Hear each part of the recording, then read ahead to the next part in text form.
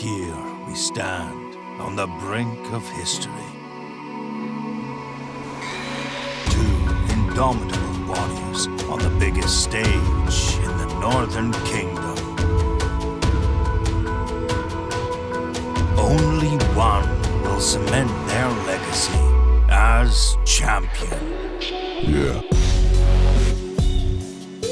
Brother faces brother in sibling rivalry.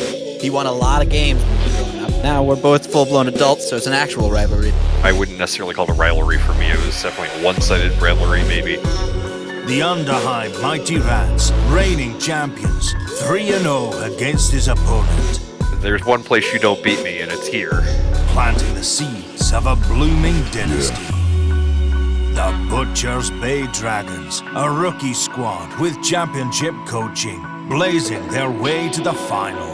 A team to ride the waves of destiny and let their greatness be known. I think that there's some people out there that thought that Season 1 might have been a fluke, like to, silence the doubt.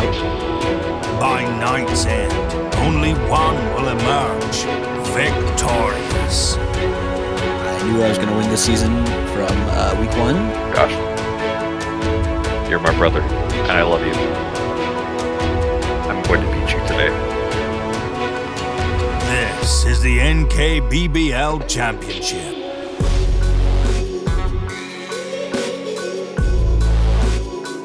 I am Dr. Coyle, your host, and I am joined with Coach Brandel. Good evening. To take you through this monumental match of the 4th edition of the NKBBL Championship. So we've got a big show for you today, so sit back, relax, and watch history unfold over the next few hours. We're just about to take you pitch side for the 4th season of the NKBBL Finals. But first, let's talk about these teams and take you into some of the rosters. Absolutely. So on one end, we have the Undaheim Mighty Rats, who are returning as former Season 3 champions, looking to extend their title to an additional year. They had a very rough regular season, but managed to squeak by as the 4th seed. Absolutely. And have since gone on a run, a Cinderella run for a champion. That's certainly something to think about. But they've done it, and they have a very strong cast of characters. They have Corporate Crowcrest, their rookie gutter runner. They have Call Cindertail, who is their vet from seasons 2, 3, and now 4. Mm-hmm. And they have a really good thrower in Slutch Keenbender, who has both accurate and cannoneer. And then also on the other side, we have the Butcher's Bay Dragons. Now, the Butcher's Bay Dragons have done really well throughout most of the season. They were only the 2nd seed coming out of the Blood Division. They did end up losing their match to Kaza Doom, which would have given them the 1 seed otherwise. And they had a very strong run, I believe around weeks 5, all the way up through now. And the last couple games, they've had complete beatdowns, as we've mentioned. Mm-hmm. They've gone 3-0 and 3-1. And in those games, they are putting up good numbers. They are not giving up any scores. They're not getting outcast. And they're just playing really well-rounded Blood Bowl. That Dark Elf team has a lot of scoring potential and a lot of damage potential. Oh, absolutely. One of the best squads in the league, for sure. Absolutely. And the first elf in the finals. First elf we've first seen elves in the we've ever finals. seen. So Absolutely. We'll see if they'll do elven things. I expect lots of elven things. Now, also, I have a couple of, we mentioned the historical impact of this being brothers. There are several, quite literally several implications for this game. If you don't mind if I just... Absolutely. I will by all means. I will quickly run through these. I got us rolling. I'd be happy for you to indulge. Okay. So, this championship match is historic in many ways. The first time, number one, the first time a former champ, both Guttersburg for Josh and Undaheim for Jordan, will be 2-time champs in the NKBBL. Yep. Next, possibly the first back-to-back champion in the NKBBL, Undaheim. 3, possibly the first 2-time champion with 2 different teams, with Josh for both Guttersburg, and Butcher's Bay. Mm-hmm. 4, obviously, this is the first time 2 sibling coaches have faced off in the finals. We've all been friends up until this point. These 2 are brothers. Yep. 5, the possibility of an undefeated streak to be clinched in the finals. With a Butcher's Bay win, Coach Josh officially becomes the first coach to be undefeated in all postseason play. Season 1's championship run, Season 2 and Season 3 bowl games, and the Season 4 championship run. Yep, currently 4-0. Looking for that big Final 5-0. one. Now, here's the fun one. With an Undaheim win, Coach Laws continues the brotherly domination, with their win streak versus Josh ticking up to 4-0 all time. Season 1, 1-0. Season 2, 2-0, which also incredibly featured Dingle Scrimbus facing off against Scrunk Flint Reaver. Dingle Scrimbus did end up getting injured that game on a self-Kaz. That was a brutal one. They have not Still a faced... Hall of Famer. Still a Hall of Famer, in my opinion. And they have not faced since. This is the first time they faced since Season 2. 2 more to go. Home field advantage. Throughout the years, the designated home team has lost in the finals. With an Undaheim victory, this trend will continue. If Butchers Bay will win, it will be the first time the designated home team would win a finals match. And then lastly, this is, I'll just keep it short and simple because they're getting ready for the pregame. Yep. This is the biggest heavyweight match in finals history. Combined CTV for these teams is 3,125. The next highest was 3,090 for Jotunheim versus Khazad-dûm. And in my opinion, that was one of the better finals because it was tight. Absolutely. 2-1, scores on either sides, deaths on other sides. Yep. I'm curious if we're going to see that today because both these squads don't have any kills. Not all in season. Regular season or postseason play. Yep. And with that, we're going to see this pregame. What's the weather setup. looking like? Perfect weather. So all right. yeah, we're getting news from the weathermen downstairs that the weather's perfect. It's going to be a great night for Blood Bowl. All right. Well, that's kind of your roster breakdown, and we'll take a short commercial break, and then we'll return with the keys to the game. Perfect. Can't get enough of the NKBBL? Watch all the league news, interviews, and highlights on Wart Center, the only sports show where the commentary is as chaotic as a ball in the middle of a scrum and pouring rain. On Wart Center, we bring you the hottest takes, the most outlandish predictions, and analytics that will activate your neurons. Season of Liz's. Join us as we dissect the biggest games, grill the most clueless coaches, and celebrate the game of Blood Bowl. Catch Wart Center on Wednesday mornings on Cabal Vision North. Welcome back to the NKBBL Finals. Just before we get started, let's talk about the keys to game and the things that are going to get each of these squads victory today. We'll start with Undaheim. So I think the key number one for Undaheim is they got to play fast and they got to play smart. Right? They got to continue to utilize those slippery gutter runners for upset opportunities and get momentum in their favor quickly. They also need to use their blitzers strategically. They've got a lot of powerhouses in those rat blitzers. Got to continue to provide some surgical element to the squad for making plays. And then lastly, air it out. Slutch Keenbender, heck of a thrower. He's been rocking it with Cannoneer and Accurate, so he's got to get the ball out of his hands, get it into some playmakers, and score more touchdowns than the other team, ultimately winning the game. So then we'll move on to Butchers Bay Dragons. What are the keys to the game? Absolutely. So for Butchers Bay Dragon, up and coming. So they are really good at the casualty end, and in one of those ways, they really need to work on crippling that speed factor you just talked about. Yep. With with 3 gunner runners playing on this roster, 1 with niggling injuries, 2, and 1 making their career debut in the rookie. The path to evening the playing field starts with 1 or 2 removals of these speedsters. Without them, the fastest players on both ends of the pitch clock out at movement 7. Next, we're talking about flexibility here. Utilize your known flexibility by keeping all scoring paths open. Undaheim has seasons of experience defending opponents despite their frail nature. Keep them guessing. And 3, obviously, avoid injuries. Both squads have an injury history, but with a roger on the other side of the field, they'll need to be mindful of any sideline shenanigans. Yep, it's going to be one to watch. But the coaches are waiting. We're done yapping. Without further ado, let's get you down to the pitch and start the 4th edition of the NKBBL Finals. We got the kickoff. And the coin toss Jordan. looks like it goes to the Undaheim Mighty Rats. 3 versus 2. Yep. He's kicking. He's choosing to kick first, All right. opting to play defense before offense. We've seen this work in the past. I know in my game versus him as Los Alamos Aliens, getting that kick, managing to squeak the ball out, take the score early, momentum, big. So we'll see if that comes out here. Yeah. Ball at half can't hurt. All right, and everyone healthy for both squads here for Undaheim and Butchers Bay Dragons. Probably for like the first time all season, honestly. They've been both battling injuries. I will say I have a note here for the casualties. I know Undaheim's been a lot healthier this time around. Their casualty differential in the regular season, very rough. worse than our Tier 3 team, but even then, they did enough. You only need a couple rats to score. Same for some elves. Mm-hmm. So yeah, the armor leaves a little bit to be desired on Undaheim's side, but the access to movement 9 pieces helps cover that gap. Absolutely, and that's same with having a whole squad of agility 2 pieces. On the other the end, agility 2 that's going to be interesting to watch. And we've got a massive crowd of 16,000 here with us today. Sushi! As the stadium seems split between Undaheim and Butchers Bay fans. Look at all those fans in the crowd. Well, you can't see them right now, folks, but it's a full house. Here, we'll pan. We'll get some crowd shots. We'll pan up a little bit. Yeah. Well, while we're waiting for this to finish setting up, let's talk about Undaheim while he's setting up their team.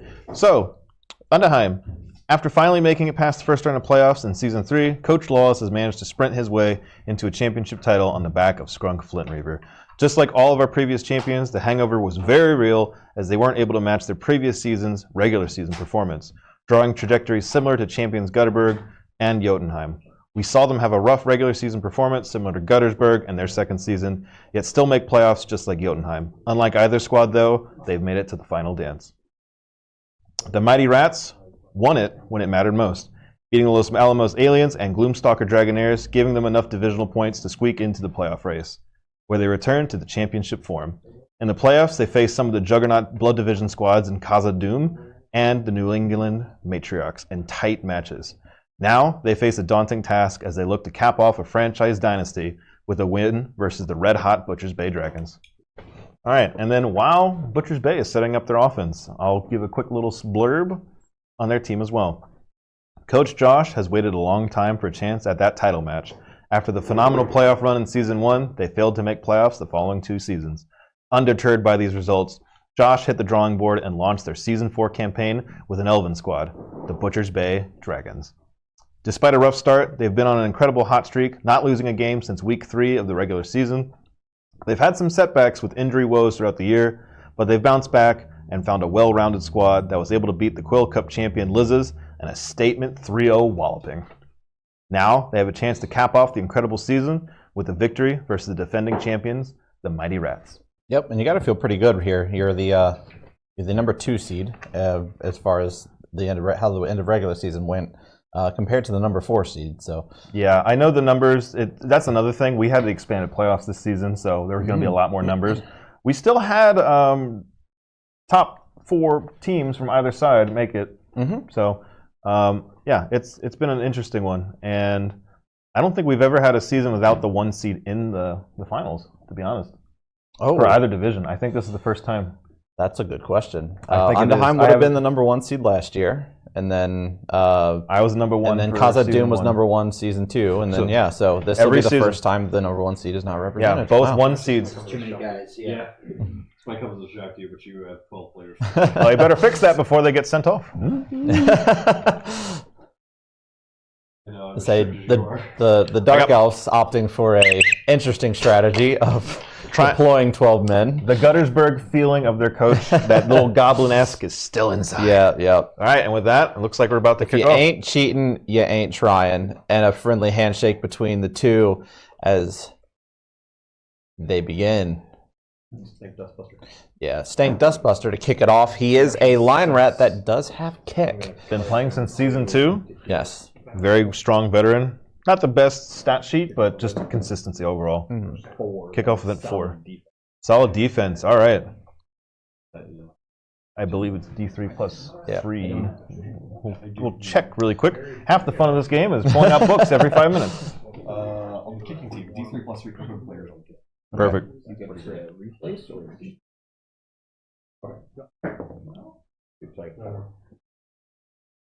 Interesting. So the Mighty Rats get a chance to reset up. What was the kickoff, man? I'm sorry. Solid defense. Solid defense. And he got a total of 2. 3 plus 1, 2, so 4 total. So he has a chance to rearrange his defense with 4 players. Based on this wide setup, he has the interesting setup of an anchor for his Roger here. Yeah. We'll see if he rearranges anything. I said, obviously, we are in the room with the coaches. So as far as actual plans, I ain't saying anything. Plans and play-by-play, you're not going to get a whole lot of that, but we will discuss things after the fact. Yeah. We want to make sure that this final we always try to be as fair and honest as possible. Yeah. So. Going back to Dustbuster real quick while he's setting up. So Dustbuster's been playing since season 2. He's just a line rat, but he has block, kick, and claw. He's been around for a while. Bit of a jack of all trades. I believe his career total is 1 touchdown, 3 casualties, 2 catches, and 29 SPP. Wow. He does also have a niggling injury this season. Yep. It's not often you see a line rat make not often you see a line rat survive that long. Yeah, if I'm being honest. A lot of gray hair on his face. Yeah, absolutely. But every once in a while, that wild underdog sticks in. All right, so Phil's. All right. So we've got a nice short kick from Undaheim. And Undaheim has a tendency to do the short kicks with the kick skill. Been doing that since season 2. And Butcher's Bay will begin their turn 1 with the ball touched by 3 of their players. Studying the field. Did I lose the... Take a moment to look at your overhead and see what you got going on here. Perfect. Just so you get a better view of the setups and how each team has decided to deploy. All right, Assassin moving in. All right, so Lucy Hunt's getting in the game right away with a stab. And no good. Does not just 2 away. Hit. Lucy Hunt's this season with 2 touchdowns, 1 casualty, no kills. Like I said before, none of these teams have kills. It's insane to me that neither player has kills. Neither player has had a kill this season. Yeah, I do believe they've had a lot of casualties, especially off of this expanded situation. I mean, you think there'd be more chances? Technically, week 12. Pound 'em. You would think you would roll that 15-16 at some point. Exactly. All right, so we've got Dan Firm coming in on the blitzer. He does fall down. Mighty blow on this. Break out of the gates. Break out of the gates. Right out of the gate. Cock. I'd argue that's a reroll.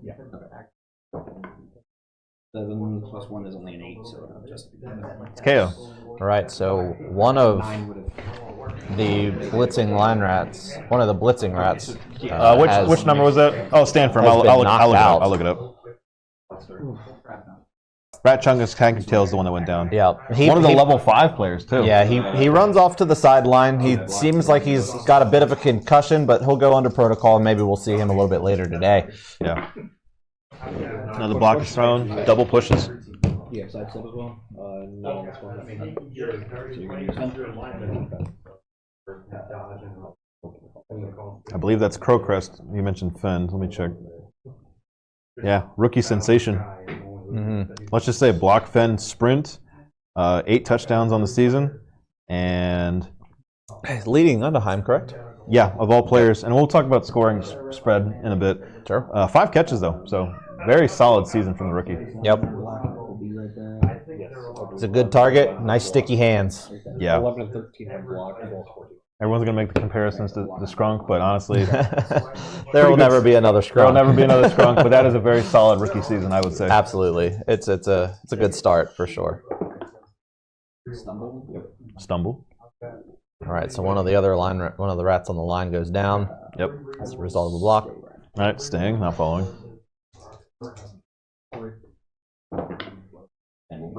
Oof, another right. Armor break. Into another knockout. Turn 1. I will say knockouts aren't as bad as full casualties. I consider them like a half casualty, but less players on the board. Yep. That's going to hurt. Yeah, that's a little rough. That is a little rough. What number we got there? What number was that for the lineman? 13. Number 13. I believe that is one of the recently leveled up ones. Number 13 is Snabuk Sky Reaper. He's got block on a random. So again, he's also taken a hit to the head. This knockout box is starting to fill up quick. Yeah. As yet another rat goes down, waiting to see on what happens for the armor roll. I will say there's 16 total turns for both teams, and another armor break. Let's see. And just a stun. Just a stun. So the removal is starting to slow down a little bit there, but pretty good, strong, hot start there. Yeah. Dragons are having a hell of a turn. And I will say, KOs, like I said before, kind of like a half casualty. We've seen Undaheim have a loaded KO box, bring them back in, come back. They only need a couple players to do some damage. Yep. It could be a lot worse, but it's not ideal. Yeah, not ideal at all. Yeah. And it is important to note as well, I believe there was only 5,000 TV difference between these two teams. Yeah, these teams are basically full health, no inducements, and then we were also getting word that the Bloodweiser trailer didn't make it to the stadium today, so no kegs are on either sideline. Yeah, just straight rolls, just straight game of Blood Bowl, which we love to see. Lots of dry mouths. Yeah. Actually, not in the stands though. If you're telling, you not know in the stands. Yeah. They subscribe to BYOB here in. All right, we got number 7. All right, runner going for the ball, and he fails to pick it up currently. All right, re-rolling right out of the gate. Re-roll coming in down to 2. Yep. Hold on, I gotta pull this back up. And he fumbles it slightly, but he manages to grab the ball. That is Candlekeeper Tim, I believe, the runner, number 7. Yes. He has 3 passes on the season and 2 touchdowns. Yep. He's also a relatively late addition to the team, if I remember correctly. So he's been a late signing and has come in and done great things for the squad. I mean, it's going to be hard to compare to Jules Namath from the Gloomstalker Dragonaires on the other Dark Elf squad. They tied, I think, the record for season passing. So, like, just 2 Dark Elf teams. There were a lot of duplicate teams this season. But this one a little bit more run-heavy. But obviously, having a passing option opens up the playbook a lot.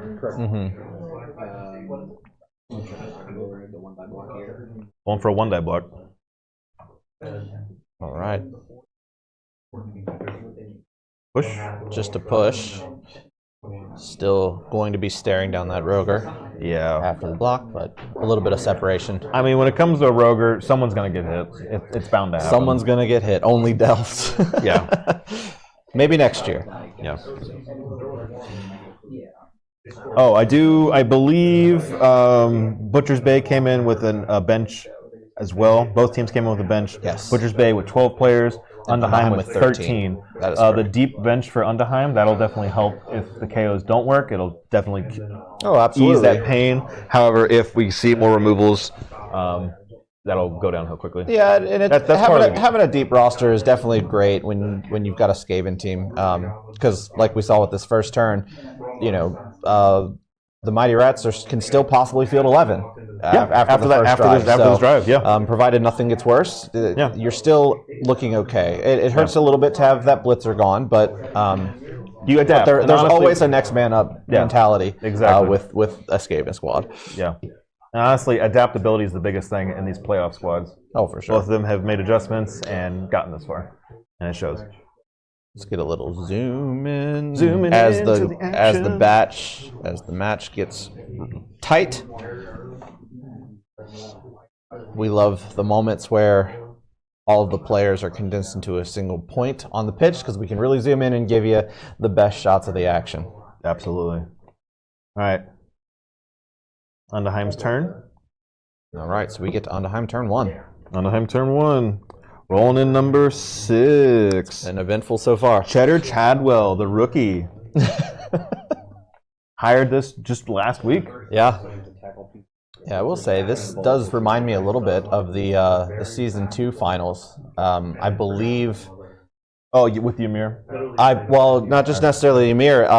Just the fact that Jotunheim or Khazad-dûm received first, and I believe caused a few casualties on that very first turn. I could be wrong, but I know the numbers were down at a significant point. But Jotunheim did manage to turn it around and secure that win. So I mean, by comparison, it's still extremely early. It's extremely early. There's a lot of turns left to play. I will say, by comparison, I know Guttersburg had a lot of removals in that season 1 match. Yeah. I'm not saying Lizardmen are similar to Skaven, but this squad definitely has a leaning towards a handful of main scoring threats. Any Skaven can potentially score here. Yeah. But those removals definitely... sorry. You're good. You can finish your thought. I was going to say, those removals are critical. That's part of the game. But keeping those gutter runners safe, which they've generally done all season, that'll be key for their victory. But I was going to say on the pitch we've got the shuffling of one of the line elves down. That rat ogre has punched his own gutter runner. Craven Slayer. And you might. Okay. It appears he's hurt. Craven Slayer is frustrated with the opening turn, and that is absolutely annihilates the rookie. Looks like a bit of a niggling injury there. Yeah, let me check. I believe that is a niggling injury. 13-14 is the stat reduction. Yep, this niggling injury and missed next game. The rookie came in, tapped the second season Craven Slayer, and Craven Slayer slapped him across the face, not realizing he is actually a new hire. What that was Cheddar? That was Cheddar Chadwell. Sorry, Chadwell, you got obliterated by a sometimes though it's hard when you come into a new squad to get acclimated with the new team, and you're going to make some friends, you're going to make some enemies. The double skulls after the frenzy push. The second block on the frenzy is the double skull. Early in the game, this side of the field, ball's on the other half. Loner. Just when you thought it couldn't get any worse. They take the fall. He's going to drop, but his armor is going to hold. Yeah. That is going to be a turnover as we go to turn 2 for Butcher's Bay Dragons. Well, besides that, opening turn for Craven Slayer. Craven Slayer overall this season has had an incredible season. Mm-hmm. They've had several casualties. I don't know why I had this slide hidden. I believe they're up to 8 on the season. Yeah, 8 on this. Oh, here it is. Okay, so they have 8 casualties on the season. For their career, that makes them 11 overall, so definitely on the top end of big guys in the league. Make that 9 if you're counting your own players. I will. We've got to figure that one out later. But really strong season. I'd say one of the best big guys this season, absolutely. Yeah. I know Hopper from Ubtao had a really hot bowl game. Oh, absolutely. Putting them in the lead for casualties. But also tied for the lead in kills. Yeah. Hopper is. Hopper had a really good bowl game. That was fun. And I believe they tied for the season with 10. I think they tie Queen City Kings casualty record for a single season. We could check that later in post. It just goes to say if you're a Skaven coach or running a Skaven squad, remember to remind your rat ogre when you make additions. They don't always remember who was on their team. All right, we see them rolling up the side here. Candlekeeper Tim holding the ball. Got a triangle formation cage. Yep. Setting up a block now. So Tim's pushing forward. All right. Powell comes in. I don't think we've seen a skull out of Josh right now. No, it's been a strong showing for the Dragons. Very strong opening rolls. No break though. No armor break. Honestly, I've been in the finals just the once. Opening salvo blocks that knock some players down. It sucks. Yeah, but just digging deep, finding a way to turn around. Sometimes, honestly, when stuff like this happens, you have to just point and laugh and be like, "That's Blood Bowl, baby." That's the game we play. That's the game we play. Ashes Gaming 86. Thank you for rating. Welcome in. You're watching the NKBBL finals. This is the championship match. The last 2 teams out of 14 over 8 months of play, 11 weeks played bi-weekly with a break in between for the holidays. A lot of passionate coaches here. Yep. And it's a great match between brothers against 2 brothers against a twice redrafted. No, this is the 3rd redraft. 2, 3, and 4. Yep. Thrice redrafted. That's a stun. Skaven team and a fresh Dark Elf team. What number was that? As we get a stun coming in. Was that on number 5 or number 4? 5. That is Corporate Crowcrust, the rookie. Oh, duh, you said Fen. Yeah, he is Fen. All right, so Corporate, he stays on the pitch, but he's going to miss at least a turn as he collects himself and tries to stand back up. Yeah. It's number 13 rolling up the side. I believe that is. Oh, I should have memorized this. Yeah. I'm not that much professional. That's Madeline Daredevil Murdoch, which we all thought would have probably been the MVP on this squad. I know they were hyping up the player, but in all honesty, Rebecca Cold came in icy, absolutely like her name suggests. She's a cold-blooded killer. Yeah, and a great and a great player. Yeah, 5 touchdowns, 5 casualties. Again, no kills for either of these teams. It's a bit surprising, especially with Butcher in the name and Mighty in the other. You'd think one of them would crack a skull open, but alas, we all have those seasons. Yeah, it doesn't matter. I only had one season with any kills, so just goes to show, like that stat, it means nothing in terms of the final game because exactly they're here. We're here, and yeah, there's been probably like 14 to 20 kills in the league on the other 12 squads. Yeah, exactly. And not to mention one of the squads coming out of the Blood Division, Kaza Doom, they just absolutely smashed a bunch of casualty records. Oh my goodness. Didn't matter. Yeah. It's all about scoring. Casualties help along the way. Yep, so we're seeing some high-powered offenses here, different philosophies, but... All right, so we roll on to turn 2 for Undaheim. Got a couple players on the ground. Got a couple pretty players good side triangle kid going on here with a little bit of a screen with Matt Daredevil Murdoch here. Yep. See if there's a way Say to... Corporate is stunned, but the other line rat that was stunned last turn is now available to move. So some reinforcements. And like we said, we still Craven Slayer is a bit removed from play, but not stunned though. He's although I don't know if they want to use a blitz or not. It's just up to them. Depends. That's up to them. Depends on which what makes the most sense at this point. How at this point when things start to fall apart, how do you play defense? There's a million ways to do it. And they've played pretty strong defense for a long time. All the way back to the Ashenal days. Yeah. Yeah, that team was tough. So yeah, and both coaches obviously have a caliber. Oh yeah. That is extremely high. 2 of the 3 coaches that have ever won the championship are piloting both of these squads here. So yeah, no new blood in the finals this time around. I always like seeing new blood, but honestly, these are some of our best coaches and put the best product on display. And looking forward to watching it, man. And by the end of the night, one of them is going to be the first 2-time champion. That's kind of wild to think about. So a lot to play for here today. A lot to play for. Going off of defense. Let me talk about Undaheim real quick for their defense. Sure. In the regular season, this is Butcher Bay. My bad. I'll do that when they're on defense. In the regular season, Undaheim actually had one of the worst scoring defenses in the league, ranking in the bottom 5 for touchdowns allowed. Despite their Swiss cheese defense, they managed to hold strong, allowing only 3 touchdowns across their 2 postseason matches. So when it matters most, the cheese locking in. Got a little bit locking in that flavor. Locking in that flavor, yeah. Sponsored by Skevgento. Despite not posting a shutout since week 5. So a big 2-die uphill block coming in from one of the we've gutter seen runners. this too. Right. So Undaheim saying it's time to get lucky. Pow and a push. No skulls. Does at least get the push. Does at least get the push. Against a sidestep player, so... Still getting up in there. Josh is going to get to choose where that player goes. But maybe the window he was looking for? Possibly. Despite not posting a shutout since week 5, the Mighty Rats are more than capable of doing so. In their Season 3 finals match, they managed to hold the Kamikazes to 0 points. Although it's unlikely they'll post little guys. Yeah. Although it's unlikely they'll post a shutout because both these teams have been pretty red hot in this postseason. They have a much better chance of slowing it beyond having 3 scores. I don't expect either of these teams to drop 3, but who knows? Anything's open. Anything's open.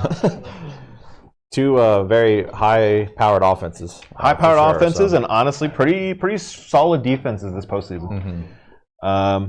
Defense wins championships, bar none. In all 3 finals matches, the championship teams have only allowed 1 score. 2 of those matches were complete shutouts. Although allowing a score isn't the end of the world, it will quickly showcase a shift in momentum for each team. Undaheim has showcased an improved defense compared to the regular season, and the Butcher's Bay Dragon. Craven Slayer is going for the blitz. Let's see if he... Animal savagery my goodness. again. Animal savagery for a second time. They stay down? Or... And... they punched their own guy. He does another break the armor. All right. A stun. Into a not stun. a removal. Not a Kaz. But he's just furious. He's just so mad. This is not how I wanted to start. He's just with out a stumble. There, all right. Causing a ruckus. Does, however, finally lay his sights on a Dark Elf and hits that, however, with much less effect. Dark Elf no armor break. They don't have claws. Occurs. No, they don't. Man. He is... I suspect his name comes from him being a very Craven Slayer. So Or Skaven Slayer. Maybe Skaven Slayer. Nah, Maybe we've got the pronunciation. Again, I think they've had, of all the big guys this season, they've had definitely one of the top 2, top 3. For sure. And trust me, as a coach of a big guy team, they have their ups and downs. And that math will eventually roll back around. Having played against this Undaheim squad quite a bit in my time, like, Craven Slayer has been a target for me to remove because the game gets easier when he's not there. Although I've removed them once and still lost, so it doesn't matter. It's fair. Yeah, I mean, there's obviously a thousand different ways to approach. Every game of Blood Bowl is different. Yep. You play a game of Blood Bowl 10 different times. Oh, Candle Keeper 10, counting it out, setting up for potential Tim stall. is running. This is turn towards 3. the end zone. Turn 3. This is turn 3. Okay. Let me make sure that I switch that. There. All right. Moving up towards the end zone, setting up a nice little side cage here. With this numbers advantage, it's not surprising. We've seen this a lot. I know Kaza Doom would do this because you get a numbers advantage. You press it. Not everyone likes it. I don't like doing it. And honestly, in some games, you see it backfire and you see it work. I know for your match with the Gloomstalker Dragonaires, there was a moment where stalling actually backfired and they ended up not winning the game but just tying. Yeah, and what's crazy too is the outcome of that match is literally the reason that we're here today. Exactly, yeah. Had he scored, he probably would have beaten me, and then he would have been in the playoffs. We would have had 2 Dark Elf squads. Undaheim would have been out. Yeah, Buckner's had an amazing season. All props to him. I wish I beat him so I could be in here, but you know what? That's the game. Yeah, and you know what? Everyone's been really good this season. He did a great job of playing spoiler at the end. Yeah, he did. Yeah, he didn't have to win that game, but he did. And here I am in Cancun. I mean, at the desk. Hey, you and me both. Oh. I re-roll that. All right. So reroll. So 2 rerolls burned in this half already. Through. Whereas Undaheim has conserved all of theirs. They've conserved the rerolls. And honestly, with the big guy, with the loner 4+, you got a 50-50 of blowing a reroll and nothing happening. Yeah. I understand that. Yeah. So even if they do get scored on by turn 4 or longer, they have a chance, especially with all those offensive weapons, to turn it around and have all the rerolls to do it. Second block comes in. Push. And another push. And another sidestep. All right. As these gutter runners just start dancing around elves. But back to the thought. So sometimes stalling backfires. Sometimes scoring too soon backfires. In our match that we played, week 3, that was actually streamed on here as well. It was Cabal Vision North. That was week, I believe, 3. We have another block coming up. Double pushes. Oh, I see both down. Yeah. So the block is going to be successful. And a 9 breaks the armor. And a casualty comes through. Another casualty. All right. Who is this on? And another niggling injury missed next game. On number 15. Number 15, I believe that's a line rat. It is. Okay. No, he's 14. Buster's big chilling over here. Lone Ripper. Next one to get punched by the rabbit. I believe this is also a rookie because they have no SPP on them, and I believe they're a relatively new hire. I cannot confirm 100%, but what's the name? Number 15 is Ratner. Rat, R-A-T-T-N-E-R, Lone Ripper. Okay. Raul Ratner, Lone Ripper. He looks like he's been sufficiently squished. They're bringing out the cart. And I don't think we're going to see him the rest of the night. He is not so mighty. He is a rookie, though, so you gotta give him that. So far, at least the ones that haven't made the cut have all been the new guys. I was gonna say the rookies are definitely acting like rookies out there today. The rest of those rats, they are hardened though. So, yeah, they are mighty for a reason. This Former coach, champs, and they got the offensive power to do it. They still have all their offensive weapons worth a damn. In my opinion, this coach will look to them to try to pull this one out. Yeah, and again, that one reroll might come back to bite them. Yeah, it's possible. We'll see. Keenbender going down. Yeah, that's to the thrower drops. Daredevil to Murdoch. 9, and another armor break. 8, and that's a knockout. All right, we got another concussion protocol on the field. Yeah, so the thrower, even though he hadn't had the ball, looks like he's been sacked, and is a little bit slow to get up. I'm getting PTSD to season 1. And we go on to turn 3 for the Undaheim Mighty Rats. 5 players missing from the starting 11 right now. Yeah. We have at least 2 coming back in for sure, potentially more with the KO rolls, but right now it's not looking too good. A lot of bodies on the floor. Yep. Going back to the thought about potentially scoring too soon, I know in our match in week 3, I had my player score on turn 7 and not 8, and that gave you enough time with your catchers, and you had a star player who was also speed 8, and they have speed 9. Yes. They had speed 8, speed 9. 2 turns was just enough to get open, get a pass, and break free for it to score to tie it back up. Yep. So with this squad, with how fast they are, first successful Animal Savagery roll of the night. All right. Double stumble. He looks to equalize. Yeah. Mighty blow on this boy. He is a ferocious beast as he rolls under a 4. 5. Second position against the Roman Skulkers, stalling and down a bunch of players, and he managed to even. Oh no! Another double skull. Who's The throwing- first who threw reroll that block? comes out for Dustbuster. Okay, the vet burns a reroll, but they get the stumble, managed and to they right have this claws, which will help because this is dark. So now it's an armor 8 here. Armor 8 Takes a little bit off the top of the dark elf We're armor, not playing the living rule book where you get to stack them because that's busted. Yeah, it's quite strong. Quite strong. So a pair of dark elves bite the dust, but stay on the pitch, while as Undaheim remains with only a few players still standing. The rest, I assume, trying to figure out how to mount how to either mount a this, defense or do something to pressure a score to try and even it back up. Yeah, it's. I think we've all of us that have played this glorious game have been in this position, and it's like, at what point do you just start putting boots in, or do you just try to throw it all out there and do multiple uphill blocks? You know. And well, with it being the finals too, there's nothing to lose. There's nothing to lose, Just but there's also you don't want to get too risky too early on, and then you kick yourself about all the other mistakes you made. You have plenty of turns to take that momentum back. Obviously, it's the kickoff, so he will get the ball at the half. So there's plenty of time to try and even this back up. We have not had an overtime this postseason. We have not had an overtime since season 1, which was when the coach of the Mighty Rats, facing with Ashen Isles, faced Odo Island Kaiju, which honestly... We also had overtime with Queen City Guttersburg. That's right. I'm sorry. Yeah. Season 1 was the only time we had... I'm sorry. That didn't go to kickoff. That one did not go to kickoff. Ours did. And again, I said this before we started the stream, where if it weren't for that loss, they would have been in the finals for almost every season besides season 2. So this coach is one of the best. Always knocking on the door. Always knocking. Contemplating angles to attack. Procrest moving. All right. Gutter runner. Procrest is up, and he is running. I believe he has sprint. 9 movement on that rat, so plenty of space to take. And he has sprint. Yep. He's going all the way to the angle here. I'll check on the defensive side for Butcher's Bay. Looking at that cage screen setup we got there. So we got Lucy Hunt's the assassin on the corner there, closer to the Undaheim sideline. And we got number 9 Leaf and number 12 Nicholas Lang. We get into turn 4. Pair of blitzers. Butcher's Bay. Setting up the defense. Scoring, turn 4.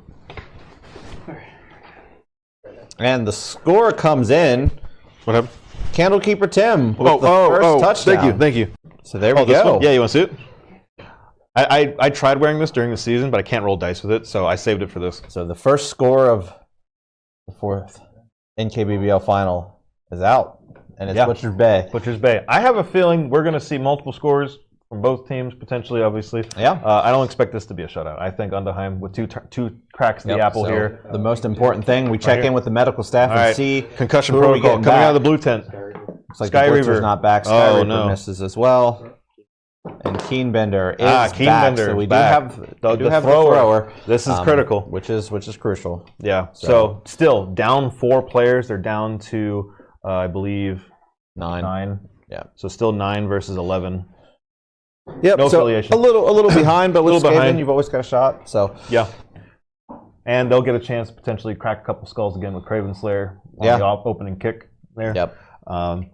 But yeah, not the most ideal start. When you're playing defense, you want to stop a score. But if you're going to get scored on, make them score fast so you can come around and tie it back up before the half. And that score for Candlekeeper Tim will put him up to 3 on the season. Really? I thought he would have had more than that. No? Well, we mentioned he's a recent hire. So, okay, this is a good time to talk about scoring. Yeah, let's do it. So we got scoring spreads here between different teams. So for offense, spreading the love, as I like to call it, the Dragons have managed to keep opponents guessing by spreading their scoring potential between a wide swath of players. None of their active players have accounted for more than a quarter of their touchdowns on the team. Wow. 23% or less. Daredevil Murdoch, 5 touchdowns, 23%. Rebecca Cole, League MVP for the season, 5 touchdowns. Isaac Edgecombe, 2, 9%. Lucy Hunts, 2, 9%. Stanley O'Cunningham, 3, 14%.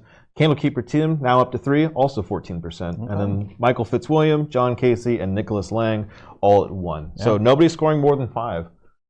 So on offense, keep them guessing. This kind of drive, though, looked like Candlekeeper Tim just picked it up, scooped it, took an opportunity and ran with it, literally. Yeah, just running a little power eye. Runner, yeah. I love an eye formation. I don't know about anyone else. This is a different game, Legend Bowl. I play the absolute loving that game. I form Mary, 3 outside. I'm just going to use my left tackle and run up the side there. Yeah. That's kind of what they did, although that was more of the right tackle for them. Strong side. Yeah, I mean, the Dragons, they came out with a plan. They said, we're stronger, and we're gonna give the ball to our running back. And we're gonna run it up there. Yeah, and honestly, those opening kickoff drives are pretty well planned for most teams. Yeah. We'll see what the adjustment is on the next half. Yeah. Everyone's got a plan. Everyone's got a plan. Yeah, I was gonna say you get punched in the mouth, or in this case, your guy punches your own mouth. Yeah, well, it happens. It's okay. We may be witnessing the comeback of the century here. It's hard to consider Undaheim the underdog. I've been making that considering they are the reigning champions. They haven't had a little behind it now. A little behind, but they can do it. Neither. Which one was this? 7? Was it brilliant coaching? Brilliant coaching. Okay, so no additional rerolls. So we're still two brilliant coaches, but no reward. I think that's fair. I think both the coaches are currently above 50% win rate. That's pretty good.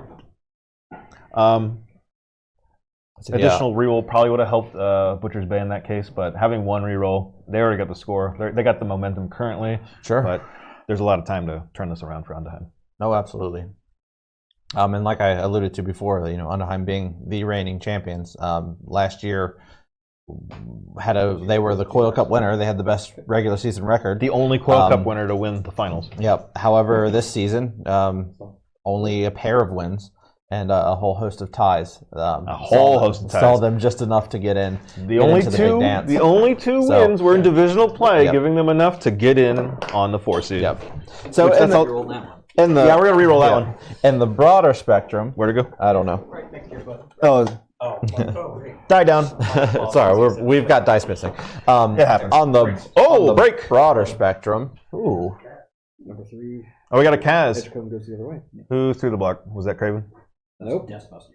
Dustbuster. I swear I've been saying this since season 3. Dustbuster is probably my favorite underrated player on the whole league. Okay. A line rat doing damage, doing a little bit of everything, just providing a little nugget of wisdom. Block and claw, he's got that combat ability. Lasting injury. Ooh, all right.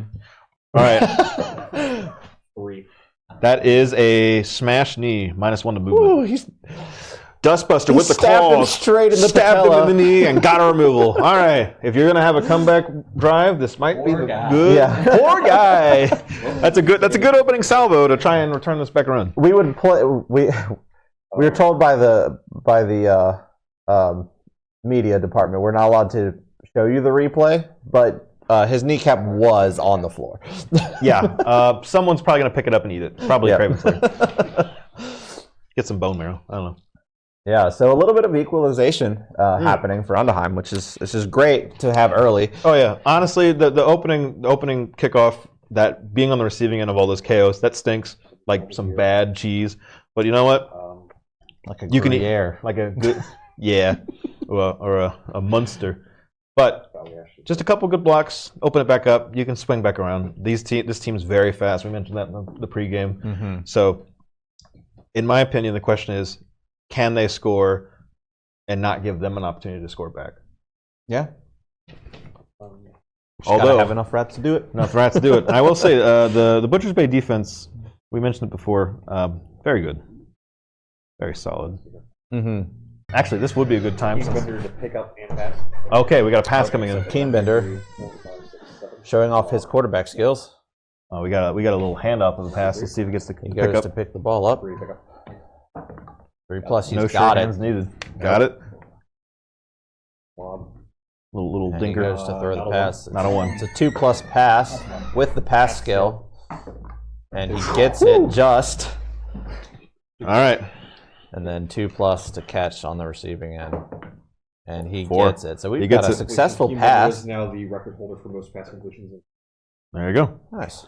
I believe that puts them up to. All right. Craven Slayer going for a slam. And Craven Slayer's breaking more of his own team than the opponent. good Lord. Jesus, dude. Craven Slayer. Craven Slayer pulling the ultimate big guy move and doing stupid things in the spotlight. All right, what? All right, so that was a casualty. We got to roll for it now. See what it is. What was a the number? savage. What number was it? Sorry. I don't know. Number 12. Number 12. Okay. And what was the number rolled on the Kaz? 9. So 9. this next game. Next game. That is Tirik Dustchin. I believe I said that right. He took one on the chin. He took one on the chin. That is another rookie, though, I believe. No block skill. So rookies are just getting culled by Craven Slayer. I don't know what's up with him. He's. Yeah, maybe there was some bribing happening, or hard to say. I wouldn't. After a season they've had, I would hope not. Yeah. Double pow. They got the coconuts. I think sometimes, like, you know, I've played linebacker and just all forget throughout what my side of the career. team you're on? Sometimes you just see red, you know, and you hit the got to first thing in attack. front of you. Yeah, and honestly, to get into that mindset, sometimes you got to punch your own guys a little bit. That's what he's doing. But him pulling those pillow hands back every time he goes to attack a dark elf is very strange to me. Yeah. All right. Looks like they're passing on that turn. So they got the catch. We're going to get to turn 5 here. So they got a bit of a Y formation on the right side here. Mm-hmm. Running up the side. For defense, Butcher's Bay, regular season, we're tied for the best defense with the Lizzas, allowing only 8 touchdowns across 9 games. The postseason defense is held fast as well, allowing only 1 touchdown across 2 postseason matches. This coach already has a history of posting shutouts in the postseason with their Season 1 finals victory of 3-0 versus Odo Island. Although it's unlikely either of these squads will be shut out, I expect this to be a very tight fight scoring-wise. So a 2-die block coming in. A double skull, the final reroll. Last reroll coming in. Turn for 5. the Dragons. No more rerolls. All right. So reroll list for the Dragons. Will that matter? It's We'll too find out. soon to tell. Yeah, it might. We'll see. We'll zoom in a little bit as everything condenses towards midfield. Yeah. Coming around the Get back a little of the bit of line. a better look. Yeah. Love that zoom in feature on this broadcast. Yep. It helps when there's someone that can actually watch the game. We someone that's dedicated to actually coordinate the stream. But yeah, I mean, typically when we do our streams, we just give the coaches a headset and say, "Go, have fun." This time around, a lot of us are in Cancun. We're all professional haters at this point. Just being haters. I'm exploring my artistic side and just channeling that anger into broadcast. Yeah. It's healthy, right? Gotta have our fun, and we're having our fun too here. Honestly, this is a lot of fun, and these 2 coaches are amazing, and I expect this to be. Yeah, so another rat drops, but no armor is broken. Honestly, with an armor 8, I mean, we've talked about it. New England Matriarchs, for example, you played them, and armor 8 can deceptively be pretty tight, especially if they have skills. You'd imagine. You roll 5s, and suddenly it's like, oh, well, I guess not. Yeah, I mean, average roll is a 7. Average roll is a 7. If they're not beating the odds, then you're gonna have a pretty good day. Yeah. So notably, I took a Norse squad, also mostly armor 8. Armor 8. To the championship, and I believe also had a pretty good casualty differerential while I was at it too. Now having block on every player helps. But and by comparison, Amazon's having dodge on every player. So then at one point you could. Oh, 2 die coming in. They're coming in for the big guy. I see a push and a push. Yep. All right, so double push on Craven Slayer. However, he does have stand firm, so he will remain there. He will hold that center line and not yield. Craven Slayer, Juggernaut, Brawler, and stand firm. That just makes Good you kit. Honestly. I mean, with I do not recall if a lot of those are standing blocks. I know the double skull was a blitz, but I know with that brawler, it can come in a pinch. Yeah. I know one of the other ones for a big guy, especially a frenzy one, getting pro. That one's really hard though because getting that general skill on a big guy is just a lot of effort. So honestly, really good kit, a juggernaut brawler and stand firm. Yeah. I mean, brawler not a tier 1 skill, I would say, not your best bet, but in a pinch For a to big be able to guy, reroll, and for a big guy, it keeps their cost down too. It can't hurt. So. All right, frenzy coming in.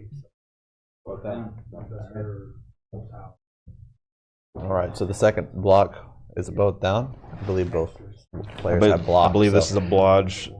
Yeah. Okay. Is that Rebecca Cole throwing the block?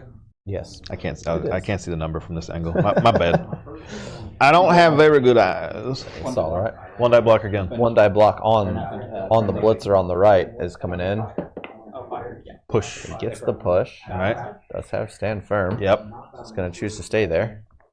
No, you get the second block. Yeah, if you have frenzy, you still get the second block. You apply the push, you still get the 30 seconds. Oh, okay. Yeah, it's only both down. It stops. Yeah, you apply the push.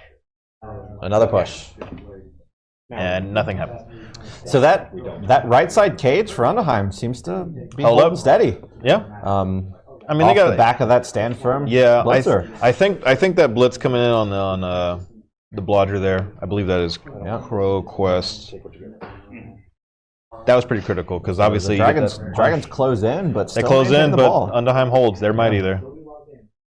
Again, you only need, honestly, if you're once you get below a 7s roster, then you start kind of pulling the panic button. But right now you got 9. 9's pretty 8 because of the casualty from the last turn. Oh yeah, I forgot. Craven Slayer's punching his own dudes. Yes, of course.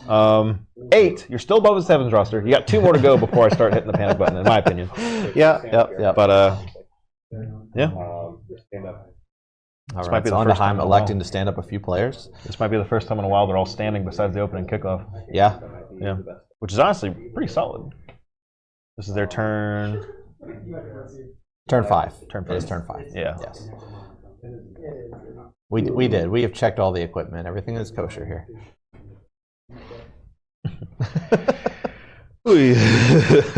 All right. I got another note here somewhere. Let's see if I can actually zoom in. All right. One of my favorite stats, or least favorite, in the NKBBL, a tier of their own. We got a stand-up coming in.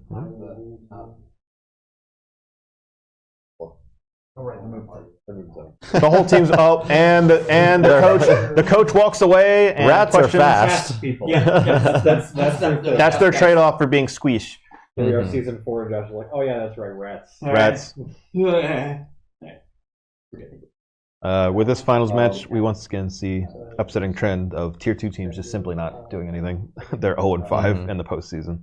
Wow. Meanwhile, tier 1 is 12-8 with a 600 record, and tier 3 is 3-2 with a 600 record. And almost all of those wins are coming from this coach on the Butcher's Bay side. Josh, 2-0, just a miraculous run, beating our asses. Yeah. I did not like that, but you know what? We took our lumps. Yep. Yeah, that was a good season. I can never get my perfect season back, so no, that's okay. It's okay. So the POW comes in. POW comes in. I'm going to go. I'm going to put you. Unless you have a grab. You're right. My brain was processing on the center field. Y'all have played 4 seasons. All right. So Breaks. Oh, we got a break. Breaks. That's what I'm telling you, man. Break. And a 9. So we've got a knockout. Okay. So the assassin, Lucy Hunts, is off the pitch and in the blue tent. In the meantime, in the blue tent. We will get you more information about her health after this drive.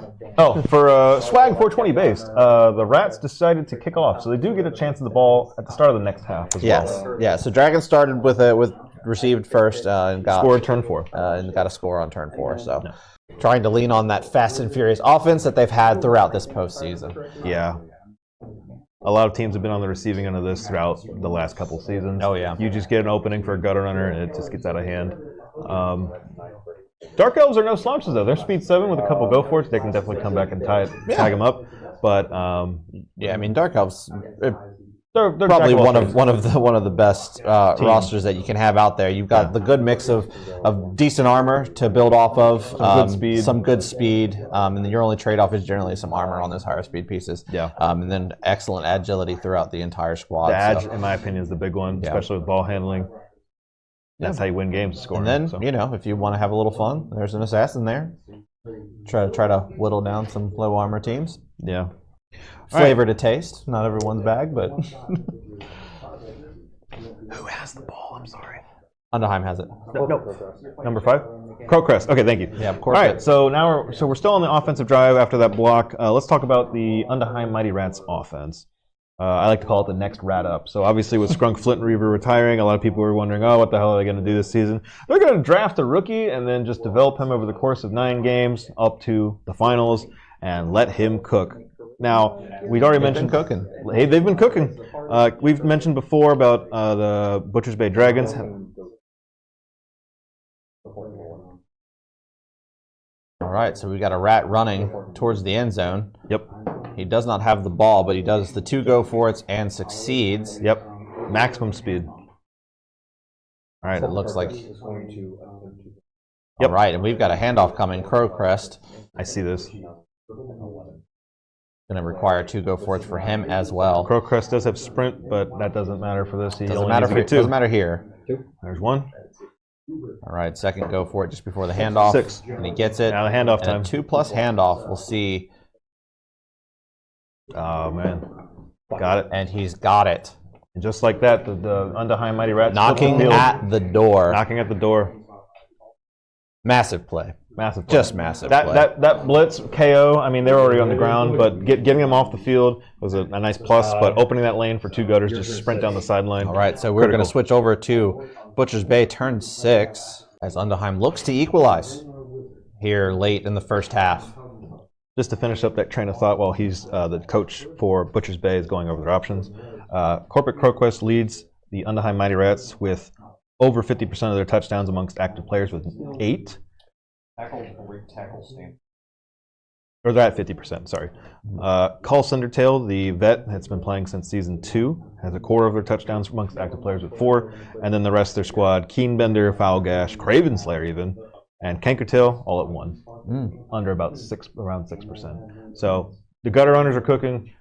That's who you're looking at, and that's who's doing the damage right now. I mean, movement 9 adds 2. It's hard to beat. You can't beat it. I mean, I've been on the receiving end of it enough. Yep. There goes the gutter runner. Yep. Yeah. All right, got to stumble on. Quite literally the fastest player in the game. It's hard to keep. It's hard down. to keep up, man. It is. Yeah. All right, so we've got Butcher's an armor Bay. break. And we've got another lost dice. Table prob. It has hit my foot. Oh, that was a 6. Thankful for that one because that was a 6. That was a 6. 8. But knockout. Another knockout. So Butcher's Bay not getting a ton of their own casualties in this, but they're getting KOs lined up pretty well. A lot of armor breaks. Armor 8. We've talked about that. I mean, they're effectively removing Skaven from the team from the field. So yeah, these kind of what you look to do here. Exactly, and those KO rolls are going to be critical going into next drive, next half. Yep. Just keeping just enough players, like I said, above that 7 range for the panic range. Yeah, I mean we're almost to halftime here, and they're in a good spot. It's already getting tense. You can feel it. It's gonna be a good game. I think this will be a good one. Right, they obviously haven't scored yet, but I did predict that. I don't think we're gonna see a shutout. Double pow. All right, so the Rat Ogre. Stand firm, Roger. Rat Ogre is gonna drop. Rat Ogre completely surrounded by Dark Elves. Chooses to stand firm. Yep. And that is a 5, so nothing. Armor holds. One of the sturdier players on the roster manages to survive the kicking. One of 3 that get the sturdy armor 9. Oh man, you know it. I will say when you run a team mostly of 8, armor 9 feels very like a titan. Yeah, seriously. Yeah, I mean, I was like, I was pretty sure I'd bounce. All right, so the stand firm coming in play here. Okay. All right, he does get him down though. This is the blitzer. No break. And the armor doesn't break. So he was standing firm, but did not stay on his feet.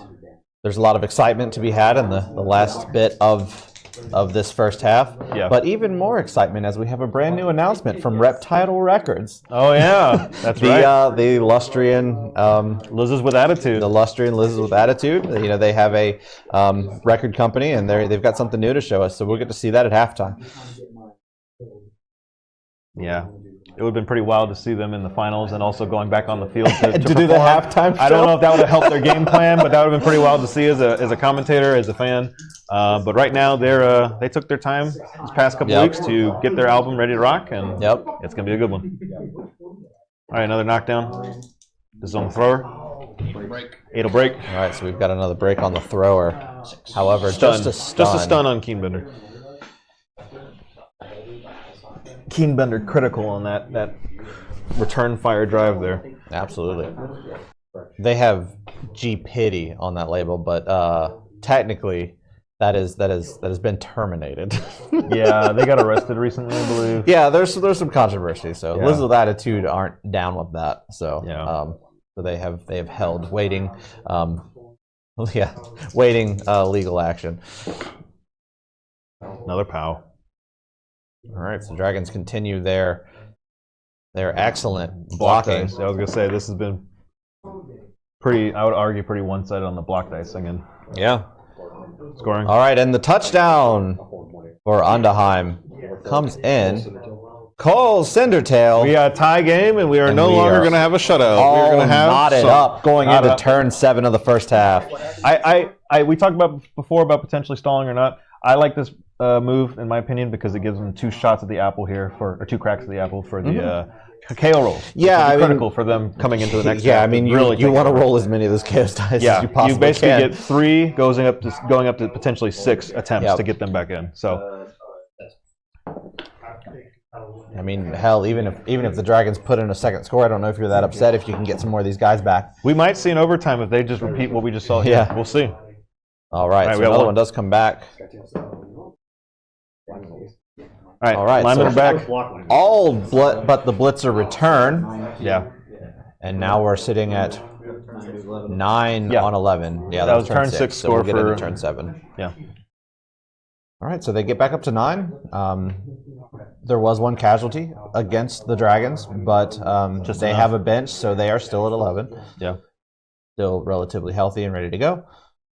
I believe this puts them down, for the Undaheim, that puts them down to... They should be at 9. Yeah. So about where they were start of this last... Yep, and they pulled out a score. So honestly, yeah, at this point, they have 2 turns to prevent a return fire cheeky score. Mm-hmm. Elves are elves, so you always got to keep that in mind. Oh, yeah. We'll see. It'll be interesting to see how the Dragons choose to respond here with just a few precious seconds left on the time clock. I will say both these squads are both on a hot streak in the playoffs, scoring a combined 11 touchdowns across 2 games. Butchers Bay has the hotter hand, scoring 6 touchdowns, but Undaheim is right behind them with 5 of their own. Expect a high-scoring affair between these 2 teams. Absolutely. The philosophy of how to score could not be more different, although Undaheim has had to score through other means in the pinch. We've seen it right now. They largely operate through their gutter runners, and they account for a large swath of their touchdowns. On the other side, you see Butchers Bay, Elves, all of them edge 2. Any of them can score at any point. We'll see if Candlekeeper Tim comes back in and runs it back, or if someone else picks up the ball. Keep them guessing. All right, the kick is going deep this time. We're trying to pin it. Also welcome. This is the championships of our league. Another kickoff. Do I get my reroll? This is a brilliant coaching. All right, so brilliant coaching, which Butchers Bay Dragon retains a reroll. All right, so nearly and pinned it does stay perfectly. in bounds. Brilliant coaching does provide. We're good. Coach is inflicting self wounds, similar to Craven Slayer here. Yep. But we'll see if they bounce back after a little head knocking action, I guess. But that 1 reroll might come in play here. Both teams are at 1 reroll, I believe, and with 2 turns, we'll see if they can take the lead once again. Yep. Stab coming in first. I'm gonna stab a guy. Stabbing a rat. Lucy. And just a stun. It's more like the hilt just bonked on the head.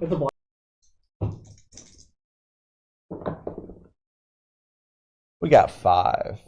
All right. 5 motherfuckers in the chat. Hell yeah. And 16,000 in the stands. Yeah, pretty high attending game. Oh, we got Yes, I am talking to you. Stun. All right. Getting some breaks, but nothing more. Just stuns, no KOs, no casualties. So you're pinching. I don't know what's appropriate to say on air. Anything. I can cut it all out. So we've got a stunned rat here. I'll ramble next one-on-one stream. Heck yeah, I look forward to it, man. 9 break. Whew. We have got a casualty in here. Are half the casualties from Josh and half from Craven Slayer? Yes. Okay. I'm just checking. All right. I'm catching up. Undaheim quite literally beating themselves. No, Craven Slayer is being a big guy. Craven. That's, like I said, as a big guy coach, it's par for the course. Yep. You get your good ones All right, and your see bad how ones. badly it looks like? Badly hurt. It's just a miss next game. This being the last game, that really has little impetus. If they win, we have a on the tradition result. in the league where they redraft. Not sure if they even if they did win, they'd Redrafts, want to redraft. miss or not, next games do fall off though. They either do way, fall yeah. off. Yeah. So regardless, Just the not season's over after this game, so it won't impact them. You did your service club. No. So now 4 rats in the casualty box. Since we're talking about casualties, I got a little stat here for Butcher's Bay for casualties. Despite ranking in the top 5 for casualties granted or generated in the regular season at 23, they suffered as much as they dealt with, ranking in the top 5 for casualties suffered as well with 27. In the postseason, however, they fought the Pipers, kept a healthy casualty differential. Thank you. 2-4, 1 allowed. And their follow-up match versus the Lizzes, they did about the same. 2-4, 1 allowed. With a low armor squad in the finals, they'll look to keep that advantage pressed. We've kind of seen it here. Mm-hmm. About half these casualties are from the Dragons. Crazy statement. It's crazy. It's a crazy statement. I literally I don't have to say that. I don't even have words for that. Half of the casualties are from yourself and from the other team. I mean, that accounts for the 2 extra players you hired. Yeah. Yeah. But still, it's unfortunate. Also, we will, I believe the coaches will still allow, after this upcoming drive, for the half, we will have some quick halftime interviews for the coach before the Rep Title Records halftime show. Yep. Get some quick notes from the coaches. Mm-hmm. I know the coaches love talking about stuff before halftime. See it all the time. It'll be short. We expect. Short. And then we'll take a short break, and then we'll resume with the second half of the championship right here on Cabal Vision North.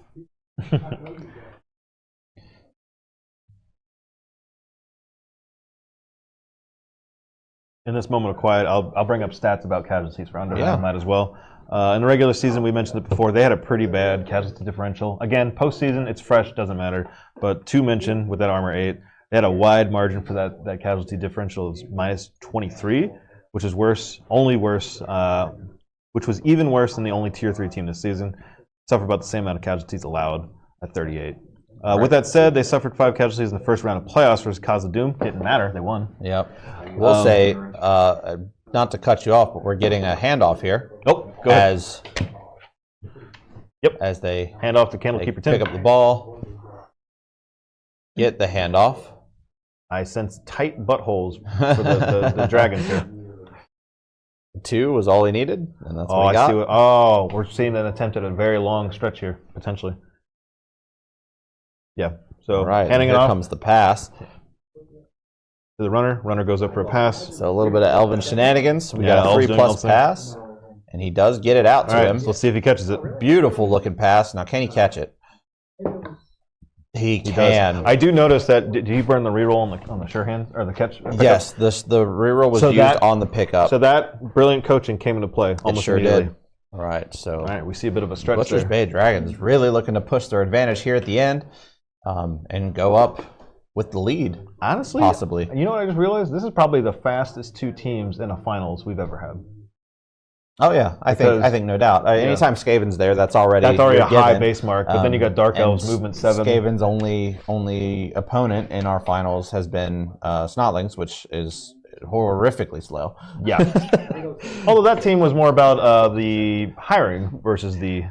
Yeah. It was opening the piggy bank and spending the money. Yeah, but even still, with the inducements they took, Morgan slow Ford, and heavy. the Giant, they were all slow. And I remember Undaheim, they took as the overdog, they bought Skrunk with some of their treasury. Or not Skrunk, sorry.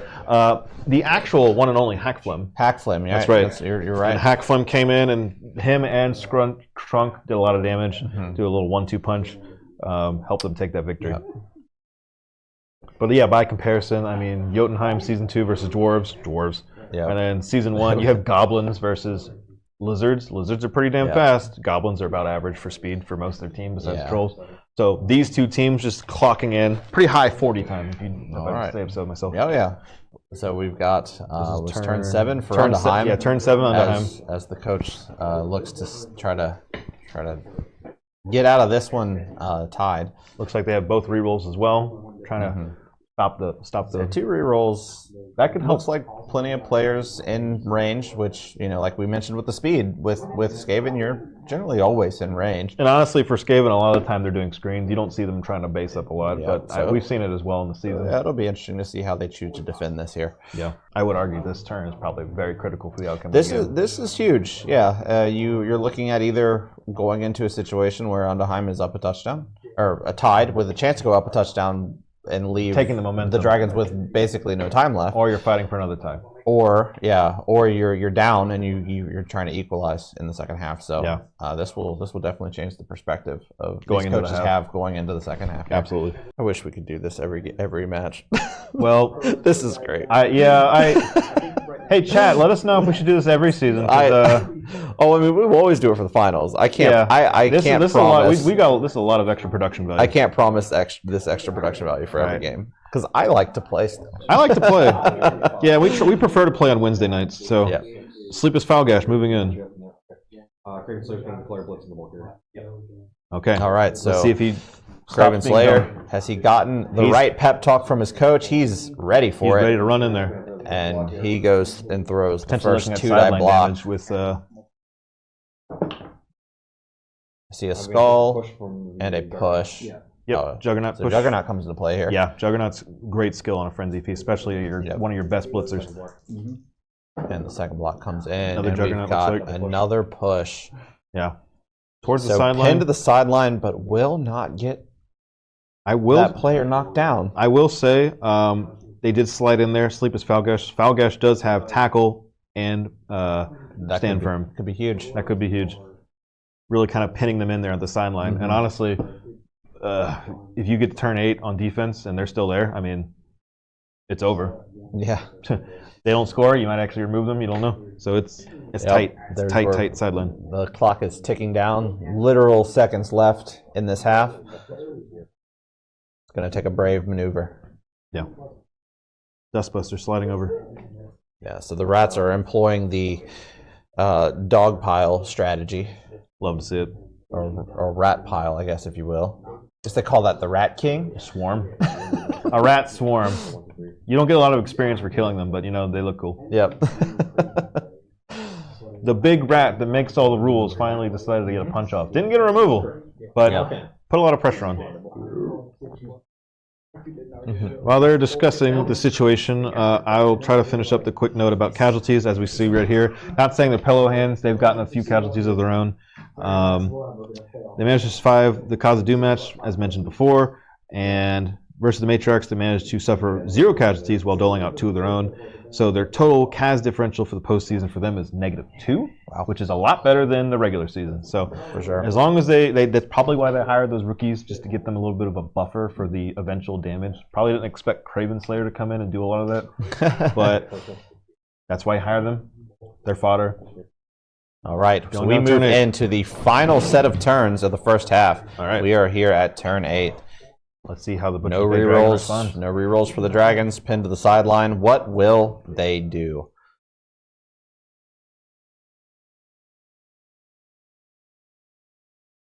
Lining up. They're opting to go and help. It looks like one player moves over, and both Craven Slayer and that Blitzer have stand firm. So nobody in that whole environment is moving.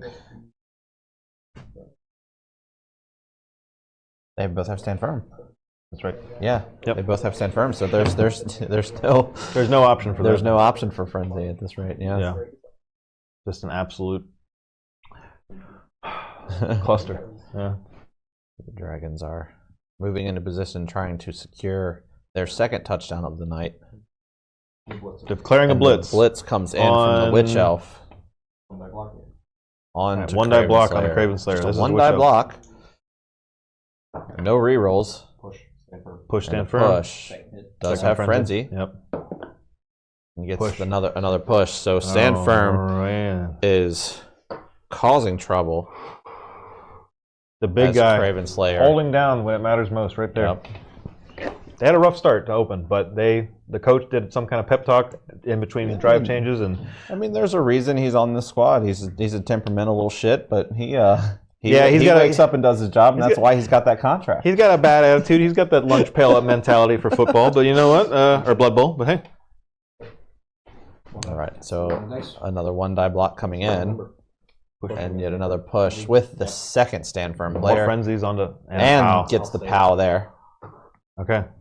So There's one less body near one the ball rat carrier. does drop.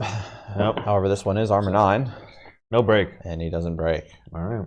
Yep. You might want to. It's Four, you can it's like electricity in the air. Yeah. This, The so that's the not battle Kentucky of for wits Tim. between I these don't two know who has coaches. the ball specifically. He threw it, but Yeah. Dark Elf sideline stand All firm right, so the players. stood handoff firm is coming generally. through. Going for The 4+ dodge through. 4+ because dodge. of the prehensile tail and the tackle zone. Yep. 2. He No fails rerolls, fails it, drops it. No dodge. He will drop. So, and he is okay. No so removal. we are guaranteed that the Dragons will not score. And I don't believe Craven Oh, this will Slayer be bad. picks up the ball on Probably a not. 6+. We're gonna have some fails. bouncing shenanigans. All right. Yep. Off Craven Slayer into That is here. the open All right. space. Okay, interesting. Pretty sure no one can score Yeah, it on looks Undaheim like anyway. there's So this no, is just so it will go into halftime tied. yep. So we are just waiting at this point for the final moments. All right, Bouncing, going so half. Undaheim Good half. elects to go to the half.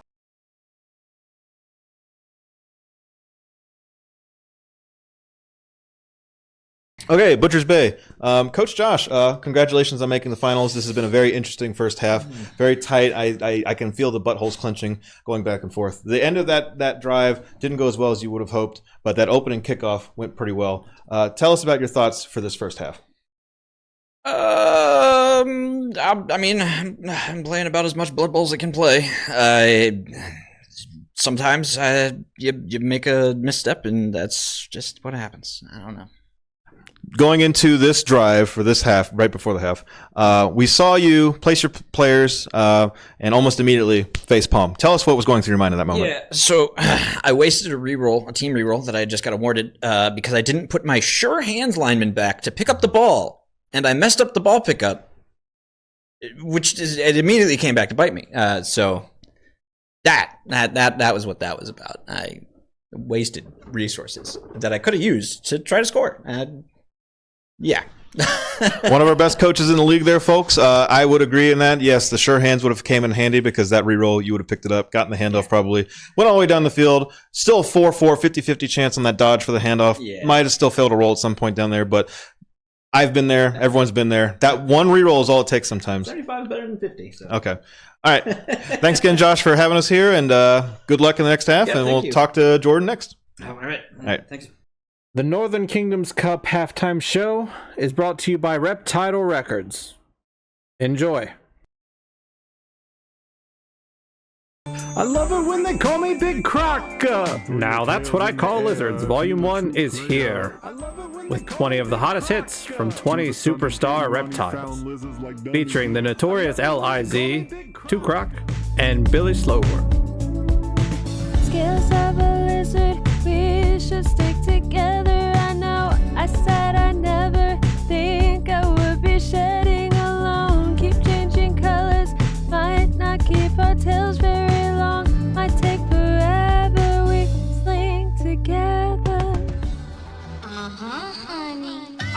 take you to where the sunbeams strong. Leave you bask on a rock all day long. Ain't no leash, ain't no chain, just a terrarium. We cold-blooded, but we staying warm.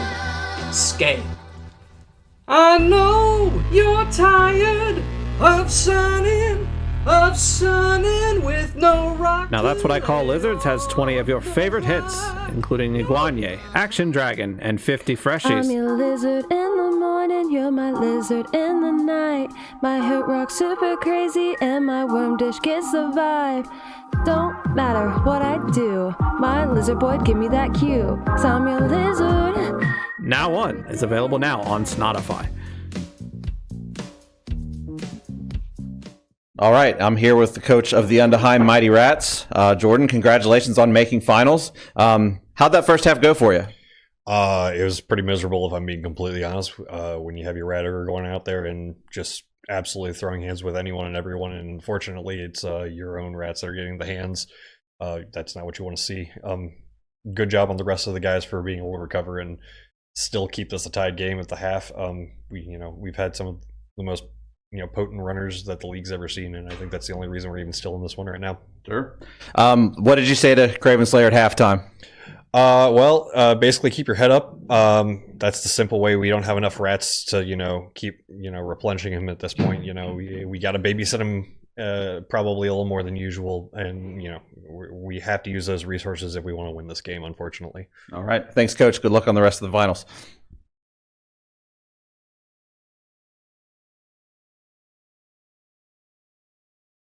Welcome back to the second half of the NKBBL Championships. So we went into half tied 1-1. A whole host of casualties on the Undaheim side as they set to receive. Very interesting first half, to be honest.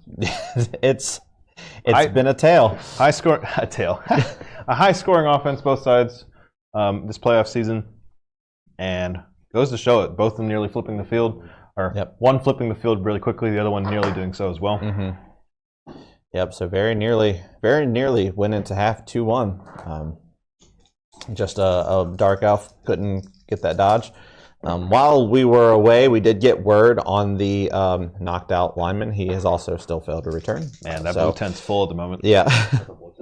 Oh, Blitzer. Sorry, the Blitzer. Yeah. My apologies. That's even worse, yeah. Yeah, so since weather, turn one, hasn't been able to. This might be critical. We talked about dome stadiums all the offseason. Yep.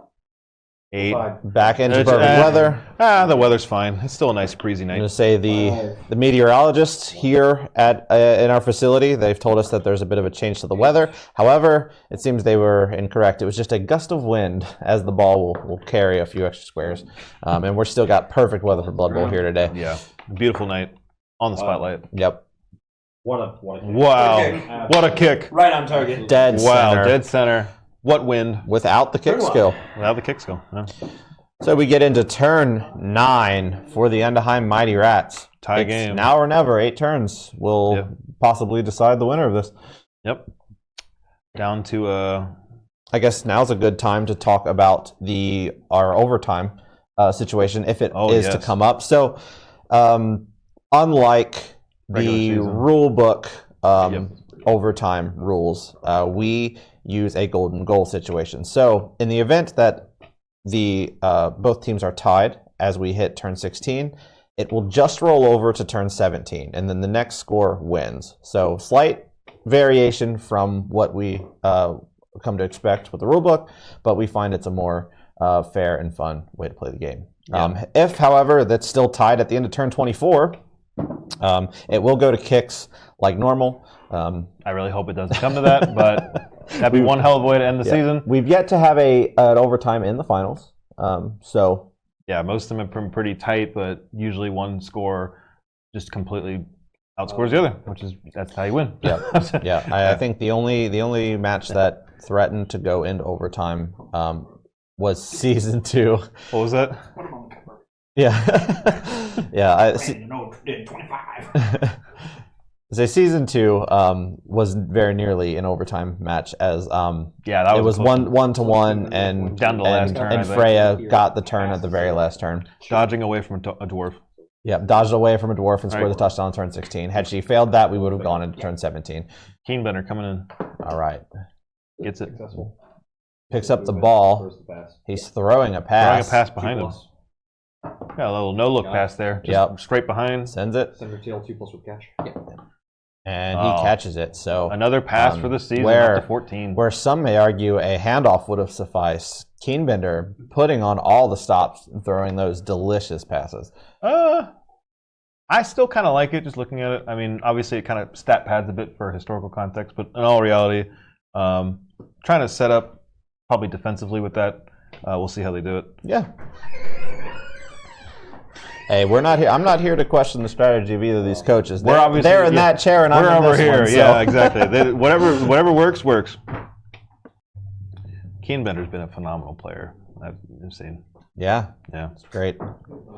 Especially when you've got just a few of the best wide receivers in the game. I mean, it's someone to dish it out. It really helps. Oh yeah. Say this Skaven squad's built a little bit like the Cincinnati Bengals, eh? Yeah, few really superstar wide receivers, and a good thrower to get it to them. Yeah, well, they got their vet signed this past off season for a third season, and although they only scored 4 touchdowns this season, they've still shown consistency, which you always want in a team. Yeah. All right, so the Mighty Rats are approaching to the center line as they get their offensive start. All right. Talking about Cull Cindertail there. Oh, we got a block. Ravens there coming in. All right. Looks like the pep talk seems to have been working as Craven Slayers come out with a 3-die block and they're coming out hot. 2 pals and a stumble. Will it end in some death? Break. We got a break. And then the armor break. The injury. 5 stun. And a stun. Still a positive block coming out of the gates. Yeah, and I mean that's good for Craven Slayer, who's had a questionable first half. Yeah, honestly, I think those first 2 turns were very detrimental to their defense, but they've definitely given them a little bit of a pep talk and figured it out. You ever heard 16,000 silent voices in a room? They're certainly puckered. So for career stats for Cull Cindertail, by the way, since we were talking about them just briefly before, 10 touchdowns on their career, 1 casualty, and 3 catches. So again, you have a nice stable of receivers, and that consistency comes into play every time. Ending turn 9. All right. And the mighty 8 remaining rats finish their turn 1 as we go into the first defensive snap of the Butcher's Bay Dragons.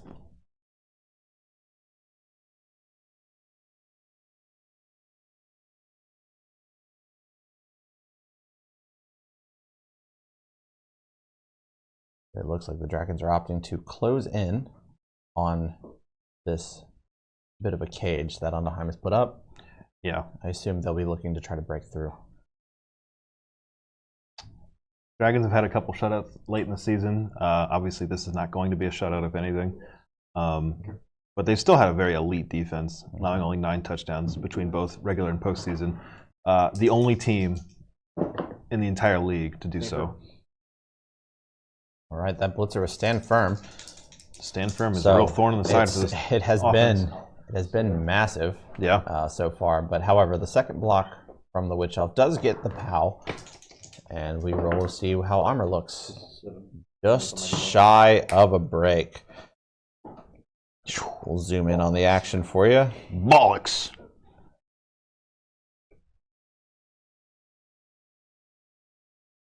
As everything starts to condense down that left sideline.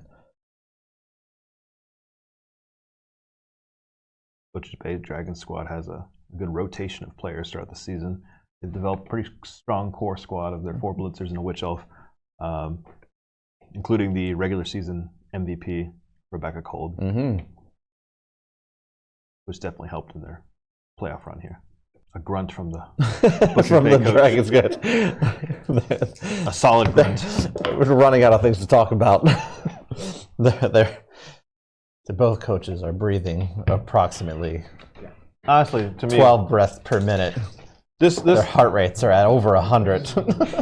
This is definitely an offensive display of a showcase right here. Yes. But in reality, in my opinion, this is a chess match of defensive play between two nimble squads. No, yeah. I mean, because it takes perfect defense to shut either of these squads down. Yeah.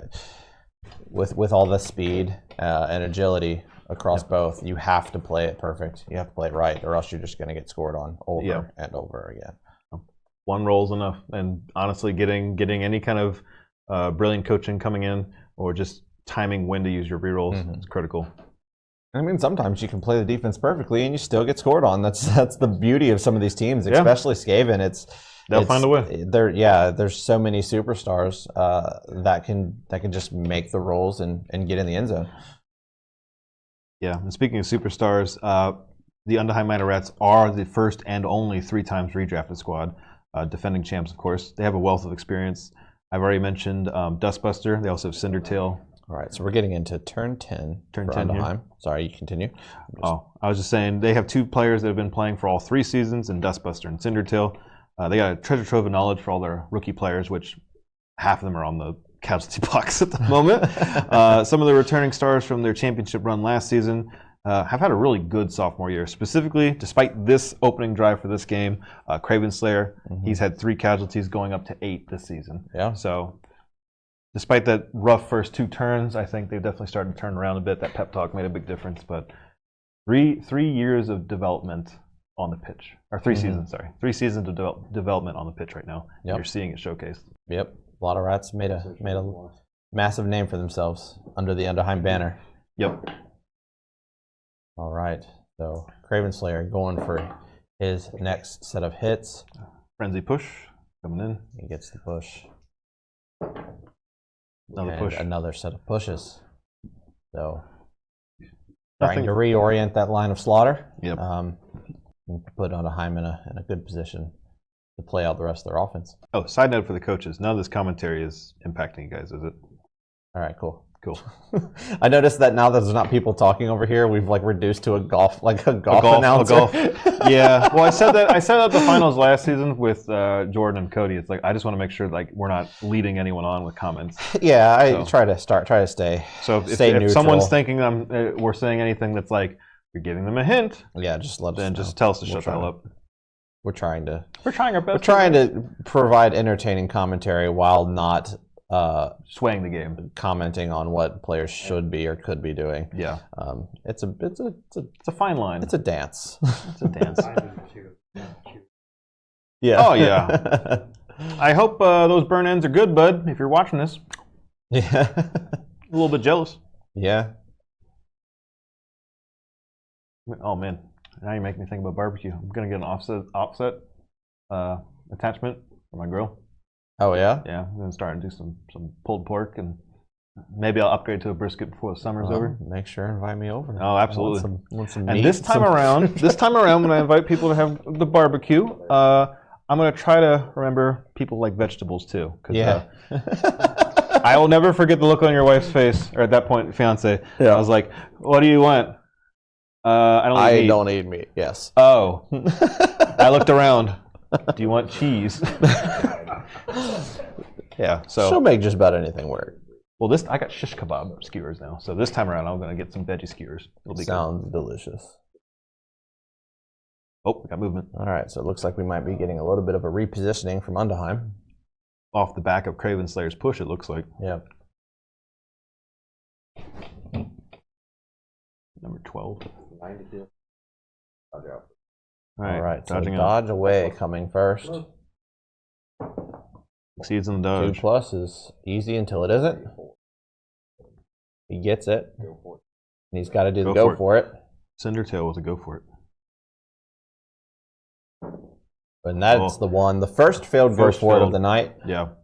From either squad. Into the one after the re-roll. And it's the ball carrier. Oh, the bounce will be critical here. Yeah. So Cindertail breaks. Stacks it. Oh, not the vet.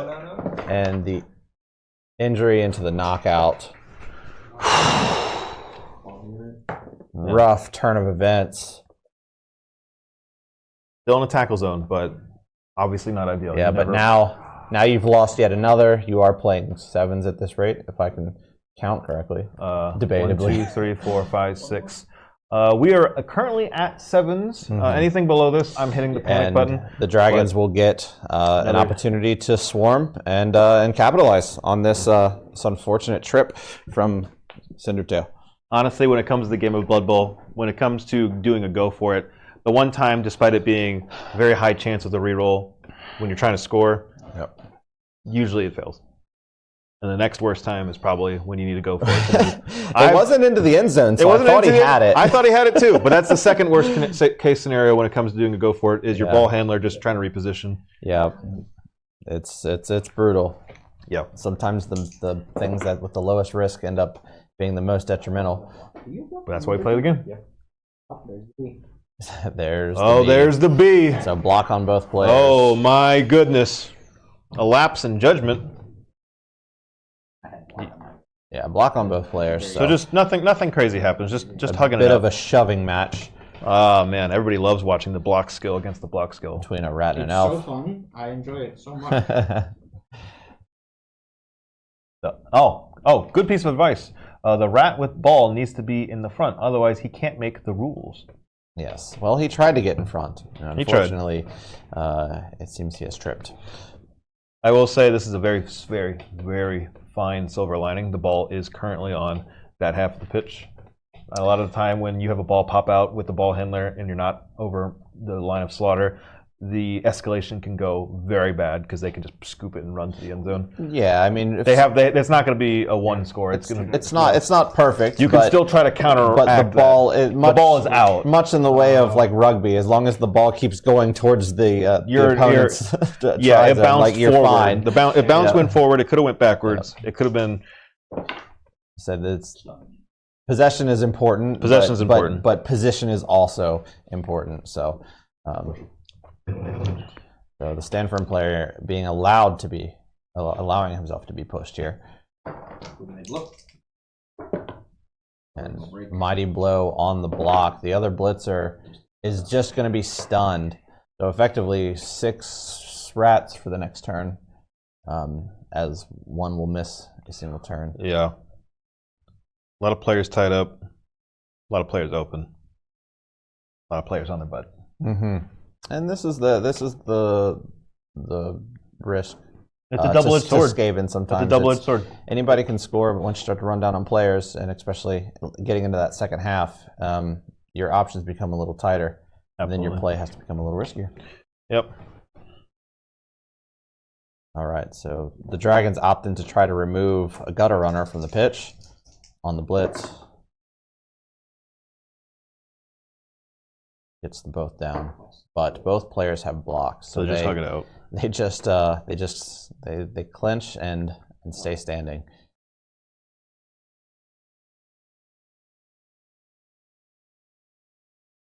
Yeah. So now with the ball out relatively in the open, these next few turns are kind of critical for the potential champion.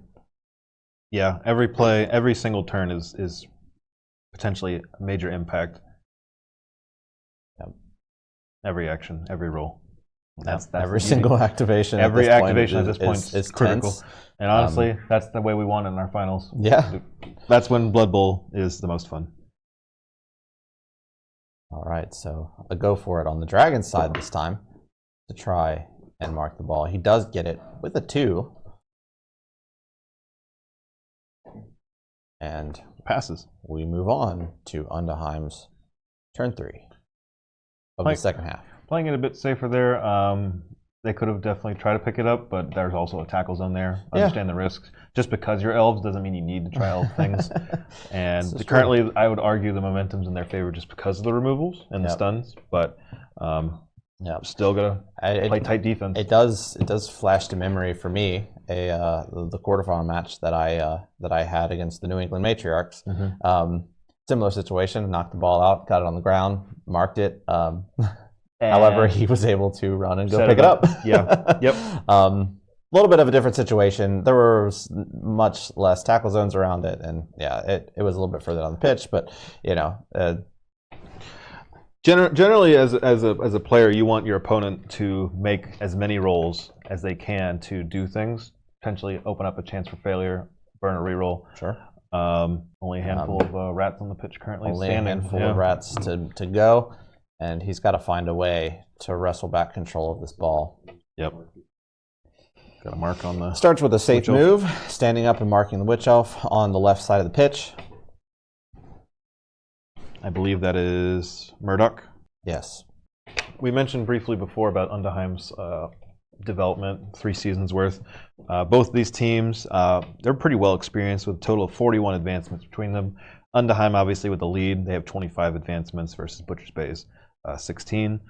Undaheim has a pretty deep bullpen of veterans, though. 2 of their level 5 players and 5 level 4 players.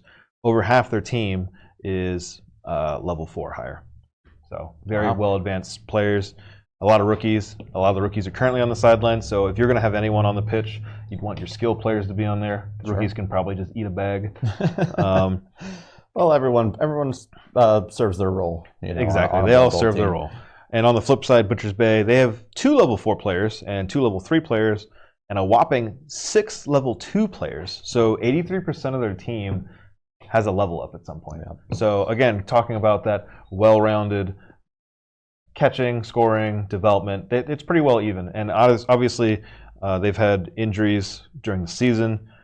Those removals, they hurt. I know they had a game in one of the couple final weeks where they had 3 deaths. It sets you back. Yeah. But they still won that match, and they still got enough to come into the finals. And that's just getting those levels. That's what League's all about. Mm-hmm. Yeah, I mean, development's a big part of the game when you play in this sort of format as opposed to tournament. Yeah, that's what makes it fun. The narratives you get from your players leveling up. This is where superstars are born. Yeah. And both these coaches have had superstars. Yes. Yes. Both coaches have piloted championship teams, superstar players with superstar players. Yes. Notable Strunk Flint Reaver, the first Hall of Fame player in our league, and then Dingle Skirmist, I would venture to guess would also be a future Hall of Famer. Yeah. Just on merit alone of that first season, it was only 8 coaches. Us 2 and the coaches on the table right now. That's half of the league at that point. That first season. Yeah. Honestly, we 4 were that first season's playoffs, and that was a wild ride. No shit. It was a lot. Yeah, just think about that. Yeah. It was a wild ride. We had a lot of stuff going on, a lot of narratives. I know your team, Queen City Kings, undefeated. They did all that, and then they got whooped by Goblins pre-inducement changes. And then I played Ashen Isle in a very long and drawn-out overtime match that went to kicks. I mentioned before, I think, obviously, if that last roll, it went down to the 5th roll. Yeah, that's crazy. That last roll, if that went the other way, you would be talking about how Jordan has made finals 3 out of the last 4 seasons. So, again, high merit for a coach. And then, obviously, you 2 didn't play your match. Y'all were salty. And honestly, that set a tradition, because if you 2 played, there would have been a Tier 2 team potentially with a win. Yeah, well, in postseason. You know, so good job. Let that happen. Tier 2 teams get no wins. So congratulations. But going on beyond that,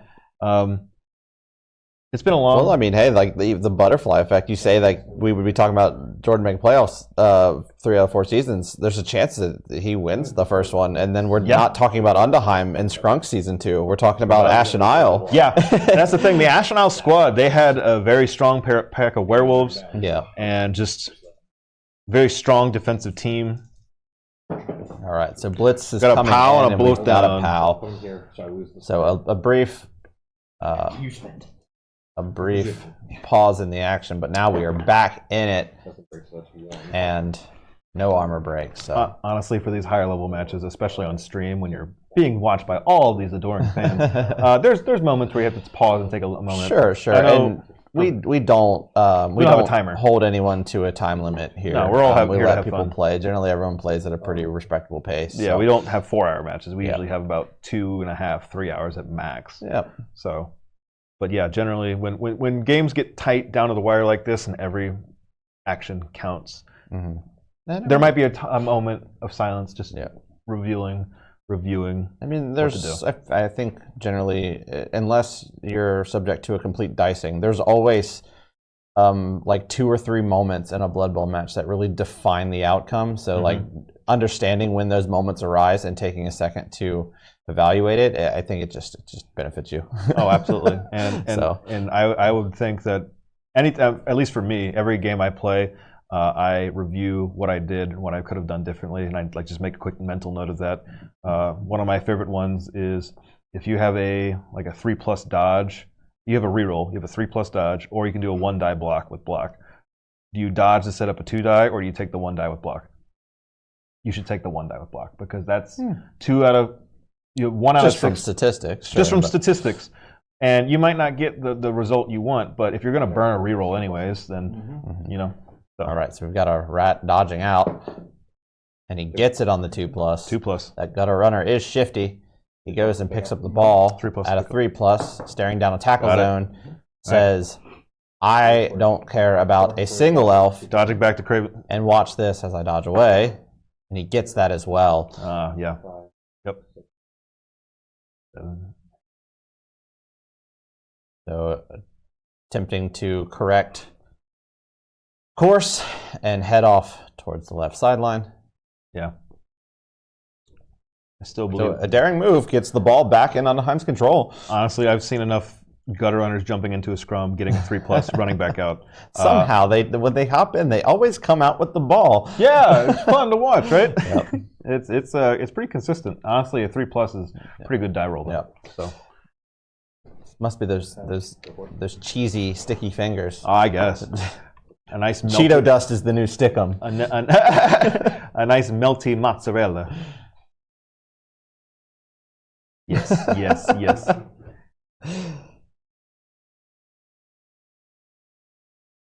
All right, so the ball has been repositioned. Doing a 1 die block now. Majority of the Dark Elf squad ends up on that top right part of the pitch. 1 die block comes in, just a push. Those rats are pretty shifty. I mean, all that speed going from sideline to sideline. Yeah, it really demands respect and discipline as a defensive coach. You have to account for every position they could ever freaking be in, and be in position to attack it. I mean, a movement-based 9 with 2 go for it's, one of them 3 go for it's. That's the pitch is only 26 squares long. That's almost the entire pitch either way. So yeah, it's hard. And 15 side to side, that you get to choose. Yeah. You basically you just look at the entire pitch and say, I would like to go there. Yeah. And that's the other end of that double-edged sword. So yeah, you have a very large casualty box right now, but when you have that offensive drive, you have that flexibility to try and turn it around quickly. And we're still tied. So yeah, we're all locked up.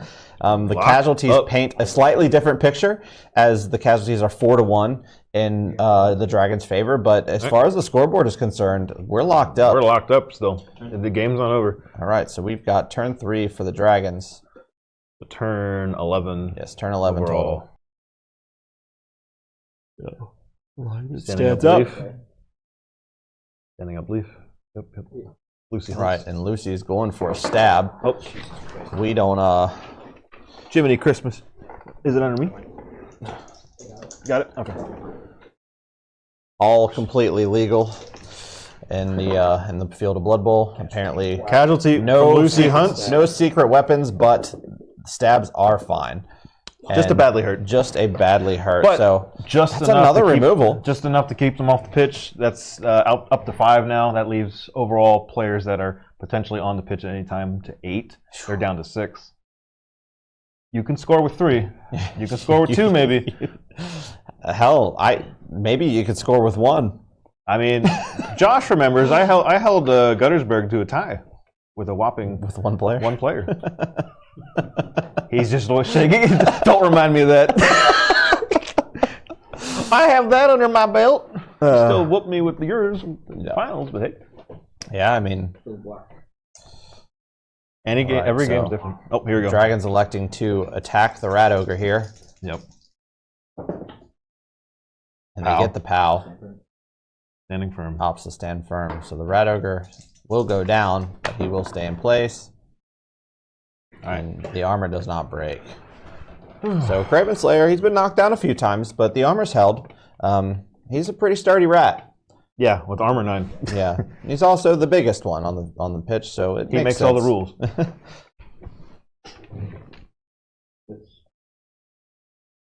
All right, so we're going. Here comes the blitz on the ball carrier. Tackle strip ball. Oh, and he does have strip ball here, so a push will knock the ball out, and tackle means the dodge will turn off. So quite literally, every ability to remove the ball from this rat's hands. Yeah, and ball and he sacker, gets the best case scenario. Like say, yeah.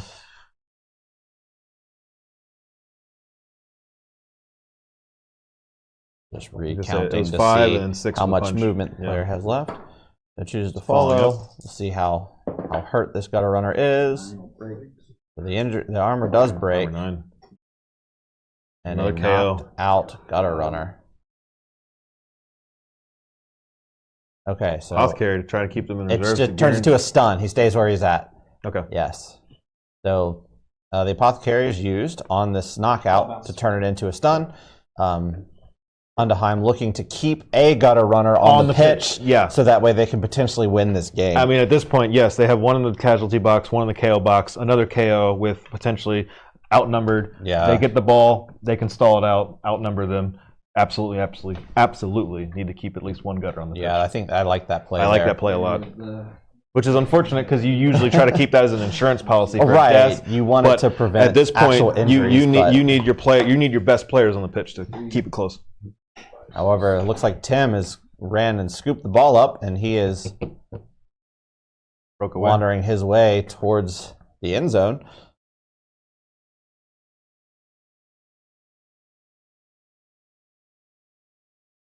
So a little bit of a shaky last turn as Undaheim lost the ball, had it for a turn, and then ultimately drops it due to a string of really good Dragons defensive plays. Yeah. All right, so then the block comes in on.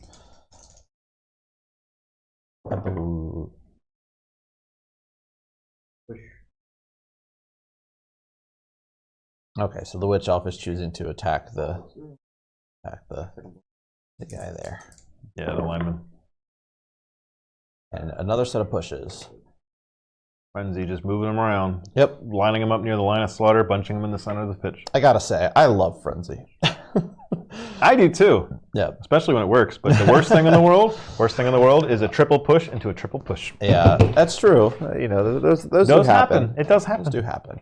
It's very unfortunate. But the ability to block twice, I think, is extremely underrated. Yeah, a very popular. I think when I was reviewing all the different championship teams, I believe Queen City Kings, one of their blitzers had Frenzy.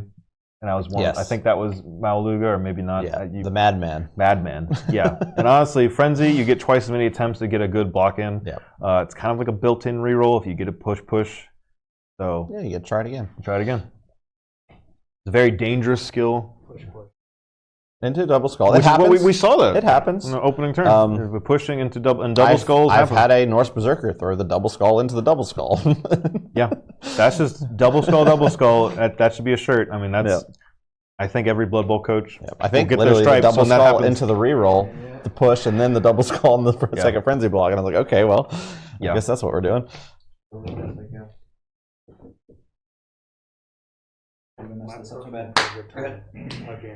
All right, so is this turn? Oh my god! 12. We are getting into turn 12 for Undaheim. Yes. All right. I already talked about level ups and stats. Yep. All right, so not wasting any time, Undaheim is choosing to attack the ball carrier here. Mm-hmm. And excited to see a moment of silence how he chooses to get there and execute that block. All right, the dump off. We're watching coming the dump in. off. Gloomstalker Dragonaires love their dump offs. We're watching it here. We've got a 3+ dump, and he needs the pass skill. Fails it. And 2 into a 2, so the ball is going to be. It's going to deviate. Okay. The dump off is not incredibly accurate. It will land. It's not landing any of my guys' hands either.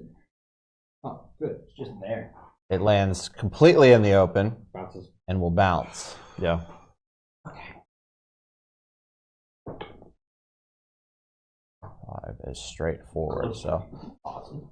All right. Still, so still in the Undaheim's half of the field. Well, you can do Yep. blitz now.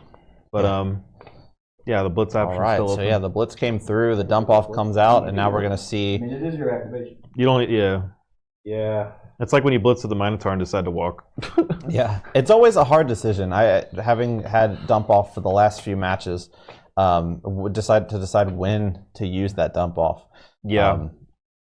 Well, actually, but 3+ with a reroll, it's generally a success Yeah, 76% of the yeah. time. So Yeah. it's a tight situation. The odds there were good, but I mean, I wanted to mention the target square they're going for. There was a tackle zone that would have been a 3+ as well. Again, the more rolls you make your opponent do, the more likely they are to fail. So the blitz is the call. I like that call. Yeah, and I mean, dump off is nice too because if it had worked, then there was no opportunity to hit that player that's just not caught the ball, so they will retain possession. Yep, exactly. It's a fun little risk reward. One fun interaction I had in my match with Buckner of the Gloomstalker Dragoneers. You can throw a teammate and basically ignore that because it's not a block. You're just dropping a player on their head. Oh, so if you throw a teammate onto the square, then obviously they don't. We actually had to stop the match for a second and go, wait a minute, can I just do that? Oh, I can? Okay. And then I proceeded to fail it. Well, but putting that, there's no option for that here. So I can say unfortunately, that. no. Unfortunately, no. But that no was probably the funniest stuff. thing from that match was just being like, dump off? How about I dump this? Yep. Yeah. I'd say this match is still on a knife's edge. It's incredibly close right now. I mean, it's literally been bouncing back and forth on the line of slaughter, both sides of the pitch. It's been a good one. Yep. I mean, from the opening kickoff, the first set of casualties, knockouts, and score, and then the punch back from Undaheim was massive. And, that was a great turn. The potential 4+, 3+, 2+ handoff for an advantage for the Dragons right before half.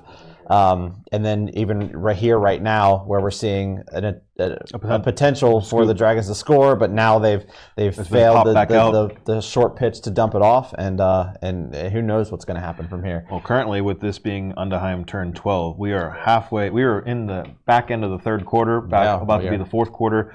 If things don't change, we might be looking at overtime with golden goal situation with currently 2 players in the KO box. Yeah. Not a whole lot of rats left.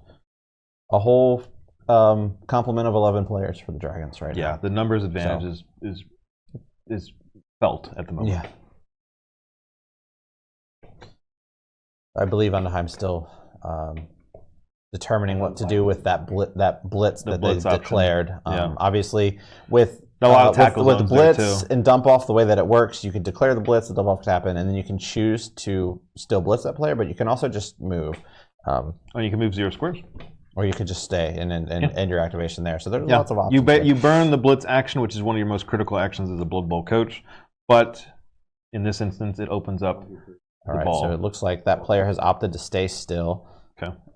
And just go mark the ball. Hello, Big Cheese Wheels. Welcome to the finals. Currently tied 1-1. Currently tied 1-1. Let me see if I have any of the nuggets of wisdom. Wisdom? Let's see, I already talked about that. Just rolling through the Rolodex of stats. Yeah, it's I listed like 12 different things potentially to talk about. Yeah. All right, I did mention the casualty situation. There's a number situation right here while they're contemplating the situation. Postseason casualty differential spread of about 4, +2 for Butcher's Bay, -2 for Undaheim. We've covered the spread, or we've met the spread currently with. Or no, we've covered it because it's 5-1. So Undaheim -4, kind of matching up with the rest of their. Still no kills. Still no kills. I'm not really surprised by that. I was hoping for a kill just because kills are more fun. That's finals, but that's your favorite thing. It's favorite thing. Oh, I love it. But it happens. I mean, I think one of the most memorable finals moments for me was literally the back-to-back kills. Kill in season into 2 a kill. Yeah, was, I think I was one of my players was killed, and in retaliation, Ymir turned around and I remember what it was. He killed the player that got the kill previously. I think it was one of his dwarves killed Snowpelt. No, Skrog survived. Skrog survived? Yeah, Skrog survived. Oh, okay. It was just I think it was a berserker or a lineman. I'm not really. It's still funny though. It was 2 years ago at this point. Yeah, that's why I say seasons, years. It's kind of the same thing. We generally play around the fall, or late summer into the fall, into the winter, and then ending right around spring. Is generally what we do. Generally, always end up in the play. spring. I mean, March Madness. It's March Madness. Yeah, we had brackets and everything. Which, by the way, pretty much all of them were busted. Nobody expected this. I think still though, I did forget to comment on it, but I do believe that this matchup might have been one. Has been one of the results. So out of like 18, someone can still technically predict. Do you recall who won it? Was it? I don't remember. I feel like we've got a skull into a reroll. Into a pal. Going from a 1 to a 6. 1 into a 6. Massive swing. Massive swing there. But it does cost the reroll, which they're down to. They're down to 1. And just a stun. As you guys may or may not know, if you're familiar with Blood Bowl, the amount of rerolls that you have, you keep into a potential overtime situation. So there's no new rehashing of rerolls here. So this one reroll, if it goes to overtime, that's all you got. Yeah, unless there's a kickoff drive with brilliant coaching, which did come into play. It ended up not impacting that final score, but part of that half, but it nearly. And yes, the stun does matter a lot. One less body standing up, one less assist, one less block. So, absolutely. Here we go. I think this might be one of my last ones, but we'll see if the dragons have anything to do at the moment. I don't know if that got caught or not, but hey. I caught it. I caught it. I don't know if the mic caught it. No, for sure not. It's okay. Yeah, if it did, I'll cut it. It's fine. Or I'll just leave it. It'll be funny. Just whispering from the crowd. Everyone turned around. What? Sorry. Wait. The booth is right in the stands, so it's like one of those college games where you can hear the crowd right in front of the casting booth. The dish. Yeah. All right, for the coaches on the pitch, who's the gutter runner that's still on the pitch? Crowcrest. Crowcrest, thank you. Who is stunned. Yeah, all right, cool. So this tidbit of information still applies. Sure. One of my last notes I got here. Mighty Rats have showcased a tenacity that is really hard to quantify down this stretch, despite having negative casualty differentials, and this regular season they've pulled out wins, and even in this game. Oh, we got the Rat stands up. Savagery. Even in this game, 4+, they're keeping it close despite the numbers disadvantage. They have a tenacity. They are, in fact, mighty. They've had a lot of their scoring success funneled through the rookie sensation Crowcrest, although their seasoned vet Cindertail, who's currently in the KO box. In the knockout box. Although Father Time has kind of caught up to him with the niggling injuries, he still provided a nice safety valve for the team. Then, just because the Mighty Rats have a roster with some players aging, like moldy cheese, that doesn't mean that the Dragons are looking very fresh at all. Between all their blitzers and witch elves, they have a whopping 5 niggling injuries. So you get them knocked down. Moldy cheese. So he's moldy cheese. The thrower. It's a rat. Thrower is dodging out. Keenbender fails it on the 2. Last reroll. The final reroll gets spent into a 2. Keenbender falls. Absolutely hammered. And the armor's broken on Keenbender. Knockout. Another knockout. Knocked out throwing rat. And the final reroll spent from Undaheim. Goodness. As we roll into. All right, at this point, as we roll into turn 12 for the Dragons, he goes straight for the hit. At this point, trying to keep their numbers advantage going. And frenzy hit. I'm going to use a reroll. And the reroll comes out as only 2 I rerolls. assume it was bad. So yeah, you're going to hug it out. I'm going to push him. Oh, push. Okay. All right. Okay. So a massive turn of events there with that dodge, as we now have believe only five players. Rats I count five, five rats on the pitch. 5 rats on the pitch. Crowcrest is on stunned though. Yeah. So if it's in range, he can possibly do something with it. But yeah, but the thrower going out is pretty critical because that just opens it up. We talked about that pregame where having that stretchability. I mean, you can still try to do some kind of handoff shenanigans to try and get down quickly, but every leveled player on this squad going down hurts. All right, so one of the rats that's marking the ball is being attacked right now. Debating whether or not to use the stand firm here, I believe. Or not to stand firm. Push happens next to the ball, and another set of block dice will come into a second set of pushes. Yeah. And then the stand firm happens there. Basically using the stand firm probably to set up the ball. The first block he had the Dragons had 2 assists to 1, so it was a 2-die block, and then now it's down not by choosing to be pushed, it removes it's a 1-die block. The assist. Yeah. Yes, exactly. Puts it into a bit of a frenzy trap, so it was a good play there. Very good. Undaheim. But the Dragons have put together a clinic of defense so far, so they're playing equally well as they put a few tackle zones around the ball. Few rats in the vicinity. We got a real scrum going on. But all right. Tim looks trying to get the ball to back up and go get that ball again. Make right on his mistake to blunder the dump off. Walks it back. He does pick the ball back up and finds safety next to a few of his dark elf brethren. Yeah. Got an L-shaped cage there. All right. So in this half, we've had 4 possession changes, I think. Yeah, so far. I would argue. So so Undaheim got it. They dropped the ball. Went to Dragons. Then it went to Undaheim again. Went to Dragons again. Yeah. They failed the dump off. Went back to Undaheim. Well, no, Undaheim didn't recover it back. So no. This is still kind of a continuation of that second pickup for the Dragons. But this, I honestly think they haven't gone beyond 3 squares away from the line of slaughter. Mm-hmm. It's been pretty much literal knife's edge, bouncing back and forth, popping the ball out. The fact that Undaheim's able to do this with such a numbers disadvantage is very impressive in my opinion. Oh, absolutely.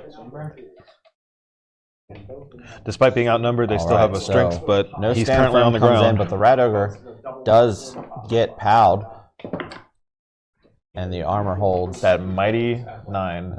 I mean, that opens up a few more Dark Elves to come and rally around Tim. Yeah. He's keeping the candle, and apparently the balls won't. He's known to hold on to things. Yeah. Not let them go.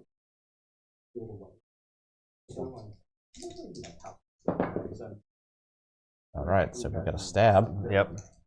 I guess that was a foul. That was a lineman. So we've got a foul that comes in on Corporate Crowcrest that results in a stun. So yet another turn in which Crowcrest will not be available on the pitch. Yeah. As we roll into turn 13 for Undaheim. We've all been on the receiving end of a cheeky foul. Well placed. No one was caught. I held the whistle. Yep, no whistle. No whistle yet. Obviously, when you have a numbers advantage like this, I mean, I've definitely done it myself. You got to press it. You got to press it, and that's one of the ways to do it. Especially if you have a deeper bench. So, pulling out the rule book. We're getting fancy now. There's only so many things you could do. On page 82, it says if I have 5 players left, I win. Yeah. All right, so we're entering the fourth quarter. In the fourth we're in the fourth quarter, officially in the fourth quarter. Tie game, a lot of lead changes. Mm-hmm. Currently, it looks like the Dragons have the momentum. Although I wouldn't count the Mighty Rats out with you can never with count everything the Rats they got out. going out, especially busting out the rule book. Yeah. Yeah, you roll it and then you determine if it's once. neat. Yep. Yeah, it's a one-time buff which is why having it on a Minotaur is awesome. Yeah, that was sure. Oh, I loved it. I mean, it's really underestimated, but a big guy that can reposition is huge. Yeah, well, and it's funny because it technically was nerfed in this edition, but for a blitzer, having break tackle, going from an Edge 3 to an Edge 2, that's awesome. Basically like a gutter runner dodge for once per dodge. Yeah. No rerolls though, but still it has its use. It has its uses. And honestly, all it takes is that one dodge. Yeah, I think it just makes it worse for big guys. Is generally what this edition brought. Yeah, sources specifically. Yeah. Oh yeah, for strength 4. That's right. Yeah, strength 4 and under is +1. Strength 5 plus is +2. Edge 4 for a Minotaur and for an Ogre. Oh yeah, because it used to flip the stats. So yeah, it's a 2+. That's what I'm saying. B. We got some Dragons fans in the chat. Oh, okay, that's not too surprising. Dark Elves, cheering on Dark Elves. Buckner. Yeah. I mean, again, this is the first time we've seen an Elven team in playoff. Honestly, this is the first time I think we've had Elven teams in the league. And the fact that a lot of them did really well. I mean, you played Sea Elves. It was a Secret League team, made playoffs. Okay. Gloomstalker was probably one win or an additional division point or two away from making playoffs. Yeah. And we're seeing it right now. Butchers Bay, they're in the finals. They're on the cusp of potentially winning it. Yep. Elves, man. It's the year of the elf. Yeah, we're a very bashy league, but that doesn't matter when you can ball. Yeah, ball don't lie. So going back to we're entering the fourth quarter. There's still several turns left to go. Of our finals that you've been in, I've been in, we've watched, this is currently up there. I would argue. Oh yeah, this is one of the best finals that we've put on. Yeah, absolutely no doubt. I still think season 2 was one of the flashiest, especially with that final turn. Yeah. I mean, in season 2, it's very similar to this. You know, like coming down to the last drive. It was 1-1 for a very long time. For a very long time. For a very long time in that match. And it culminated with a turn 16 touchdown. So yeah. I think any match that remains this close for this long, it's a good one. It's one for the history books, no doubt. And obviously, flowers to both coaches for making it this far. Of course. I mentioned it pregame. It's always an honor to even get A into the playoffs, but B into the finals. And especially considering with the expanded playoffs, we went from 4 teams to 8 teams. Out of 14. The path to the finals was harder than it was longer. Been. It was longer. Yeah, the number 1 It was easier seed, to get in, but you have to win 2 games to even get here. Whereas before, there was only one game standing in your way. So, yeah, especially like for example, Kaza Doom. Absolutely nailing things, high casualties, very high scoring offense for a Dwarven team. Yep. They weren't the Coil Cup winners. They did tie in their final match against the Skulkers, another Skaven team, before facing the Rats. And had a bit of an undoing against Skaven teams. Honestly, on a pitch, that is the ultimate match of do they survive the bash or do they outdash? It's bash versus dash. It's kind of a coin flip sometimes. It is. When both coaches are well prepared. Skilled, yeah. Absolutely. But a 1 seed going down early on. You as a 2 seed. Honestly, the Matriarchs as a 3 seed. I think. To me, big dark horse. I think they were. They were huge. I think the fact that the Blood Division was just as strong as it was. Yeah. Both. I mean, okay. I'm biased. I thought the Bull Division was really strong. It was very tight on the bottom end of that ladder. Yeah. But stats-wise, generally, it seems like Blood had a lot of the high-performing teams. That's an interesting point that you bring up as well, because the Blood Division has always been undefeated in the finals. Are they always the away team? Because that's the thing. So the home team... It's typically just higher seed. That's so wild. But yeah, so season 1... oh, that's right. Yeah. Season 1, the Guttersburg Game Stealers were... Oh, we got action. We've got a few dodges out. But yeah, season 1, Guttersburg was the bowl. Bowl division. And they won. Season 2, Jotunheim was bowl division. Won the whole thing. Season 3, bowl division. Season 3, they were all bowl division. They were all blood. Sorry, they're all blood. They were all blood because it was A, B, and O. A, B, and O. we had a 3-division league then. Yeah. And then this season, and then season 3, Undaheim was blood. Blitzing from across the right, field. So he's sending it. No dumping. They don't have dump. Okay. Or he's elected not to dump off. Chose not to dump off this time. Scumboard or book dump. And This could be Gets the ball knocked down. potentially out of bounds, depending on where It was blocked.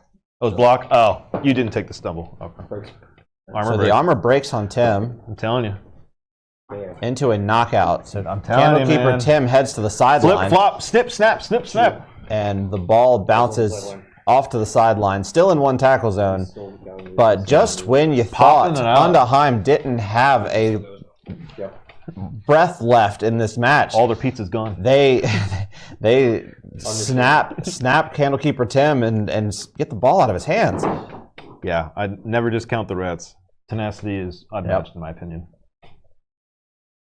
Still a lot more work to do here. I was gonna say it's a very uphill battle. But now every time the ball pops out and the rerolls start burning away, Yep. that's less chances for anyone to get it. Like we said, overtime situation is golden goal. We will just continue playing. So Y'all are gonna as sit these- here until you finish. as these coaches stay around midfield and Just hug each other, I beat guess. on each other, Yeah. there's going to be a bit of a war of attrition. Yeah. What a play! What a game. Who? Oh, we'll have a look. You'll know we'll have a look. Just the ball sack, the 4+, 3+ dodge out to get to the other side of the Just pitch. wild shit. And to get the removal too. I think the removal is probably the most underrated part about that. Well, yeah, now you're slowly short taking it runner. down. You're Yeah. slowly taking it down. Well, that's what I'm saying is that you took the stumble. I guess. Yeah, you would have got the follow. Yeah. That's why I was, because the ball was on the outside. I was just like, push me out of it. Yeah. We're good. Couple of brothers talking it out.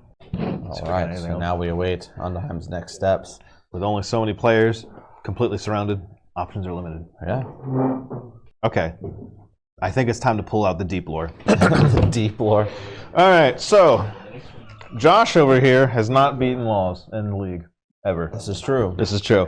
I have just quick notes for two of these matches, but one of them, in my opinion, is a very interesting one. So I'll just start with the first one they ever did. Yep, So we've got a 4+ dodge out happening from the blitzer here. And he fails it. Yeah. He does go down. No rerolls for No Undaheim, reroll. so that will stick. I see a 1, so And the he's armor safe. doesn't break. So then we roll on over to turn 13.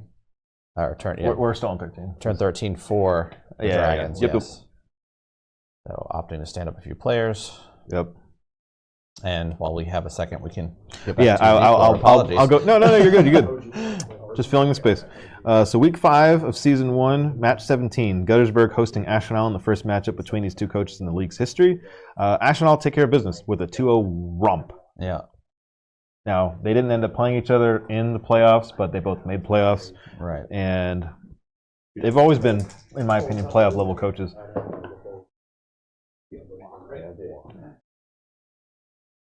All right, so push comes in to try to move that rat out of the way. Although Guttersburg did redraft in the following season and not have that much of a success, a little hangover. Yeah. Got a 2-die block. All right. So the Dragons are starting to lean into the rats here. Got a lot of pushes coming up. Yeah. Frenzy. Yep. Another 2-die block comes in. Both down and a skull. God, random block. That was he chosen block. That's pretty Still, he's the best. 3 of your linemen haven't blocked. Big wolf for me, but that's okay. I mean, it's fine. No, I'm taking sure down. All right, so takes the both down. Both players do have block here, I believe. Yeah. So that just ends up a wash. A little bit of repositioning. And the ball still sits precariously next to the fans, eager to throw it back. The in. ravenous fans. So Jordan over here has made playoffs every season. Yes. Josh has one not. of 2 coaches to do so. Yeah, including you. Yes, I'm the other one. I'm a cheap block. I guess not considering some of the newer coaches. Because Holloway. Holloway has also done Holloway it every year. since- but he only joined us. I'd say the longest consecutive seasons. Yep. So just you two for the time being. But Josh, his redraft season for Guttersburg wasn't as successful. Nearly made playoffs with the Guadalajara Lizards last season. And this season they finally broken through, and we can see now that they've made a playoff push. So Yep. Both playoff caliber coaches. All by right, and so large. the ball gets picked up. Scooping it. Running. All right, and they are running towards the end zone. That's number 10. As we Reginald Rockington, blitzer.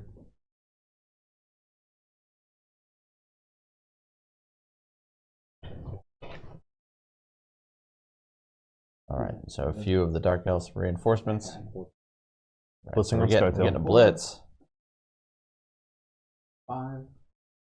Oh, opting to try to dodge. And gets it. Those Dark Elves are shifty. Okay, block comes in. Stumble. Gets the stumble. Dust bust. Or no. That was Skytail, you said. Yep. Yeah. So he does drop the rat. Let's see if the armor holds. 4. And it does. He's safe. So he is down, but he is not out. As it stands, it looks like there's only one rat standing. Literally. For the Undaheim Mighty Rats. Literally. Lucy Hunt looks to reposition. And on a turn, we go 14. into turn 14 for Undaheim. Undaheim with a lot of bodies in the ground. Like you said, one rat standing. Player within scoring range. This is the desperation plays. It's getting down. I mean, no rerolls either. We're literally in sevens territory. A similar position to last turn, and Undaheim found a way. So they found a way. It's uphill. Still, it's all uphill. Still excited to see how they can pull it off. Yeah, what he's going to pull off, but Dragons are putting on the pressure, as they pretty much the pressure that they've been maintaining since turn 1. Yeah, I was gonna say. And it's been nothing but quiet for the last 30 seconds. It's a lot of. No one has any words, not even you or me. No. For the crowd, the gravity of this game, holds their breath. Yep. It's tense as we roll into well into this fourth quarter. Count some squares, trying to figure out the method of attack here. Options. We'll switch over and get a little zoom in. Zoomy zoom. As we get to the bottom of the screen, things look a little. Can't zoom in as far, but we can get you a little bit closer. Said of the remaining players for Undaheim, Craven Slayer is to your top right, laying in the grass. We've got. I believe I'm not sure who's standing. Skytail's on the ground. Is on the ground, closest to the action. Yes. And then it looks like a line rat surrounded by dark elves, and then another a sea of red, as one would say. A sea of the tide of Butcher's Bay.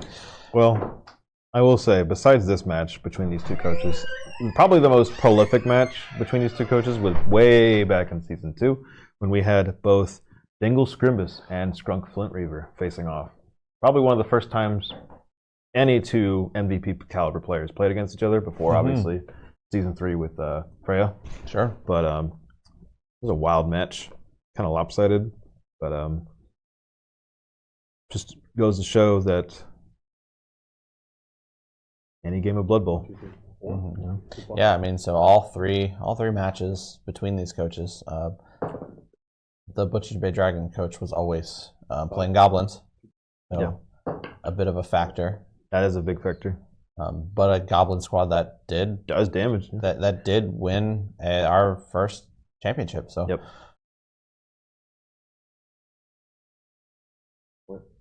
CrawQuest coming all the way over. That's it on the go for it. Got on the go for it. Managing to dodge out and run over to Craven Slayer. Yeah.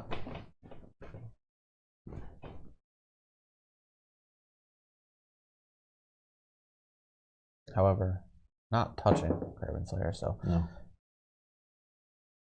Like he may be repositioning. Like he may be indulging his own self-interests as this game closes out. And the blitz yet again coming in from Skytail. Yep. So 3+ dodge out. Succeeds. He gets the dodge out. He gets the dodge. That was 4 movement. And then blitz can come without a go for it here. 1 die block. 1 die block. And the POW comes through yet again. This ball drops a second time. I'm telling you. Undaheim will just not quit. I'm telling you, you cannot quantify this tenacity. The heart of a champion is what it is. Yeah. They're facing an uphill battle. It's a struggle, but you better believe they're going to fight every claw, tooth, and nail to the very end. Catch it. All right, so it does bounce on Stilltail.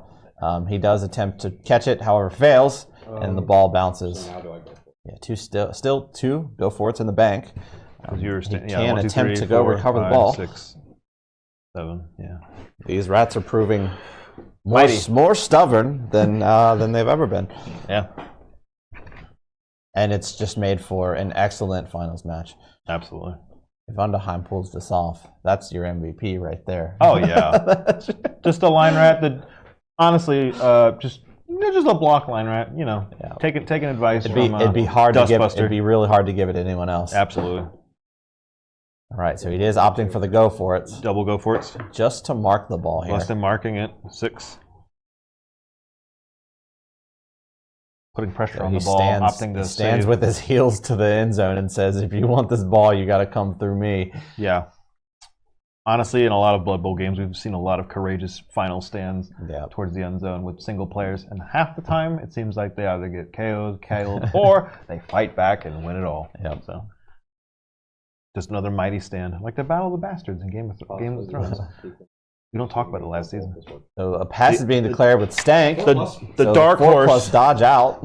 Oh shit.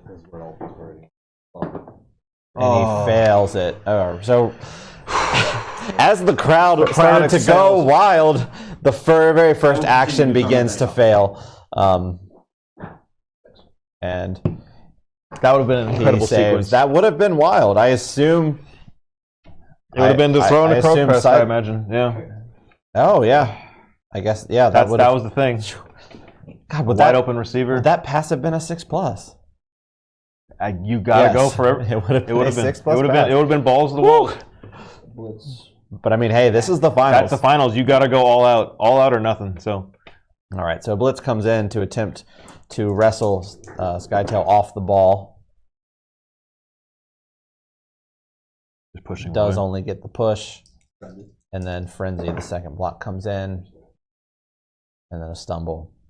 So although mighty and I feel like this crazy disruptive, does break this time. That's critical. So, it's a stun, but a stun for a defender near the side, near the end zone. Just a stun, but it's just a shame we won't see a third attempt to wrestle this ball out. Yeah, they're not even wasting time. Coming in. Time for the touchdown to get it up to the lead. Say which of is rumbling, stumbling, 14. and finally gets the second score. And the Butchers Bay Dragons go up 2-1 with just a few turns left to play. Wild sequence of events. I think at this point the question becomes how many KO rolls we get back, and can Undaheim get another quick return fire score to tie it back up? Yeah, I mean you're still only one away. You're guaranteed to have Crow Crest. Yeah, right? That's what the Apo. The Apo is critical. And Keenbender, this one is huge. Keenbender's back. Keenbender does come back. Key part of that offensive drive. So you do have a thrower. Tim is also back. And you do have Candlekeeper Tim. So both scoring, passing threats for both squads are back on the pitch. All right, so we're playing 6-on-11 for this. It's uphill. This final offensive. Potentially final offensive. We may have another one. We might have it to overtime. I did have to explain to my wife. She's like, how long is this going to be? And I'm like, it might be 11 o'clock. I don't know. Who knows? It could be the next half hour. Might be another hour. I don't know. 2 hours. Y'all are sitting down until this game's over. I'm locked in. I don't want to leave my seat. I will say, this is going to be Undaheim's 15. It will roll into Undaheim's 15. So they got 2 turns, assuming there's no timeout shenanigans. Yes, so they'll yeah. Barring a kickoff event, there will be 2 turns yeah. before the conclusion of this match. The Dragons it'll be a pleasure to watch Undaheim cook up another offensive drive. Yeah, and I mean they have the pieces to do it. There is their thrower. They got thrower, their blitzer, Roger, and their rookie sensation Gutter. And now, no doubt, they would like to have more of those. More pieces. offensive, yeah, because now it's kind of funneled through. I mean, again, there are other players can potentially do it, but you want to give it to your gutters for sure. So, all right, and last gasps as we see the Undaheim Mighty Rats set up potentially the last offensive potentially drive the of the whole offense of the finals. Yeah. Opting to stack everything tight to the left side. Butcher's Bay got a wide line front with 2 on the sides and a inverted anchor of sorts, a chevron behind the line. And the ball gets kicked center. Goes towards the thrower. Okay. So well within receiving range for him. You got the kickoff event. I was waiting for you. 11. So that is the officious ref. Oh no! We've actually seen this come into play in the regular season with Polypore Pipers with their treatment getting sent off in the first turn of the game. The very first turn of the game. This could be critical. Was it adding fan factor, right? Yeah. This so is equal fan factor for both these squads. Is critical. So this is just a straight roll here. 4, 3, and Undaheim gets it. So that could have been disastrous for Undaheim. Yep. If a KO or stun. All right. So it appears that one of the Butchers Bay Dragons players is getting in an argument with the referee. 1 gets sent off, 2 gets stunned. And he's just stunned, knocked out by the referee. The ref drops the whistle. The ref drops the whistle. Could have sent him off, but chose not to. Ball don't lie. I cannot begin to state just how critical that was for Undaheim to win that kickoff event, because if any of those players potentially were stunned, you're essentially over because they have to waste a turn to stand up. I mean, you've only got 6. You need every piece now. Yeah. It's still going to be an uphill battle, but with the fact that they have 1 player down on the ground, they are on offense, and they can potentially scoop and run with the ball. All right, as we roll into turn 15, just 2 more to go, potentially. And it's all on Undaheim's shoulders now. They're the ones that have to make the score to keep this dream alive. Dragons just have to play defense. They've done really good defense throughout the season. Mm-hmm. And this may be their biggest one yet. This may be their biggest defensive drive yet. This game has provided their 10th touchdown allowed all season. I'd still say they're one of the best defensive teams in the league. Maybe in league history. We have to go back and look. But the fact that they've held... They're just going to declare blitz. Right away. All right, Craven Slayer blitzing.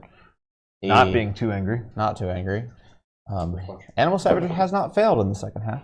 Yeah. So don't jinx it, but Craven Slayer has gotten his stuff together. Sometimes you just gotta slap your big guy across the face and say you need to actually get it in the game. Is it? I guess the real question is it too little, too late? At this point? I was gonna say those first 2 turns were pretty brutal. A pow. There's the pow on the second hit. All right. Craven Slayer putting in work. Looks like opening up the lane here. Choosing where to lie him down at before rolling these armor dice. All right, with the mighty blow, he does not break. Just a 3.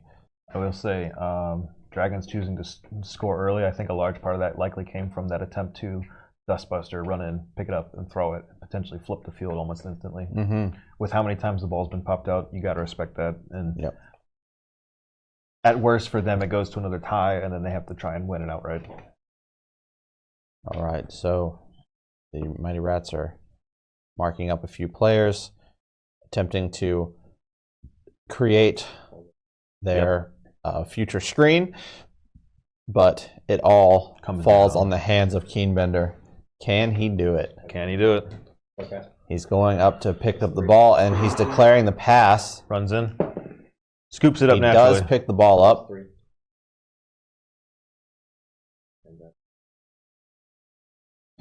The +1. Right, so we've got a 3+ pass coming in. Accurate. He is accurate. Oh, he's got accurate. Doesn't even need it. He gets it to the gutter runner. Crowcrest. Can he catch it? Rookie sensation off the table. Don't tell him what it was. A play that... Oh, table prop. and he catches the ball. A play they have practiced all season. You know they've been doing it all leading up to this game. The Keenbender-Crowcrest connection has been made quite a few times. Keenbender now up to 15 passes on this season. Mm-hmm. Insanity.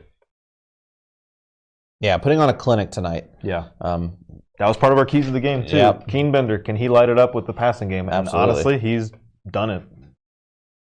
All right, and now the gutter runner with a lane. All he's got to do now is find his way to the end zone. And he has sprint. He does have sprint, although he won't get there this turn. He is in position to get away. Turn. Yeah. Insane, folks. If the score comes in here, dare I say, we may see our first ever overtime. In finals? In finals. Oh, man. First time we've seen the new overtime rules, too. I hope you guys got a snack and a fresh drink at halftime, because you may be locked in for another half of Blood Bowl. Oh, we wouldn't even have a halftime. We would just keep playing. It just plays, yeah. It just continues, yes. Hope you all got a nice comfy chair. Yeah.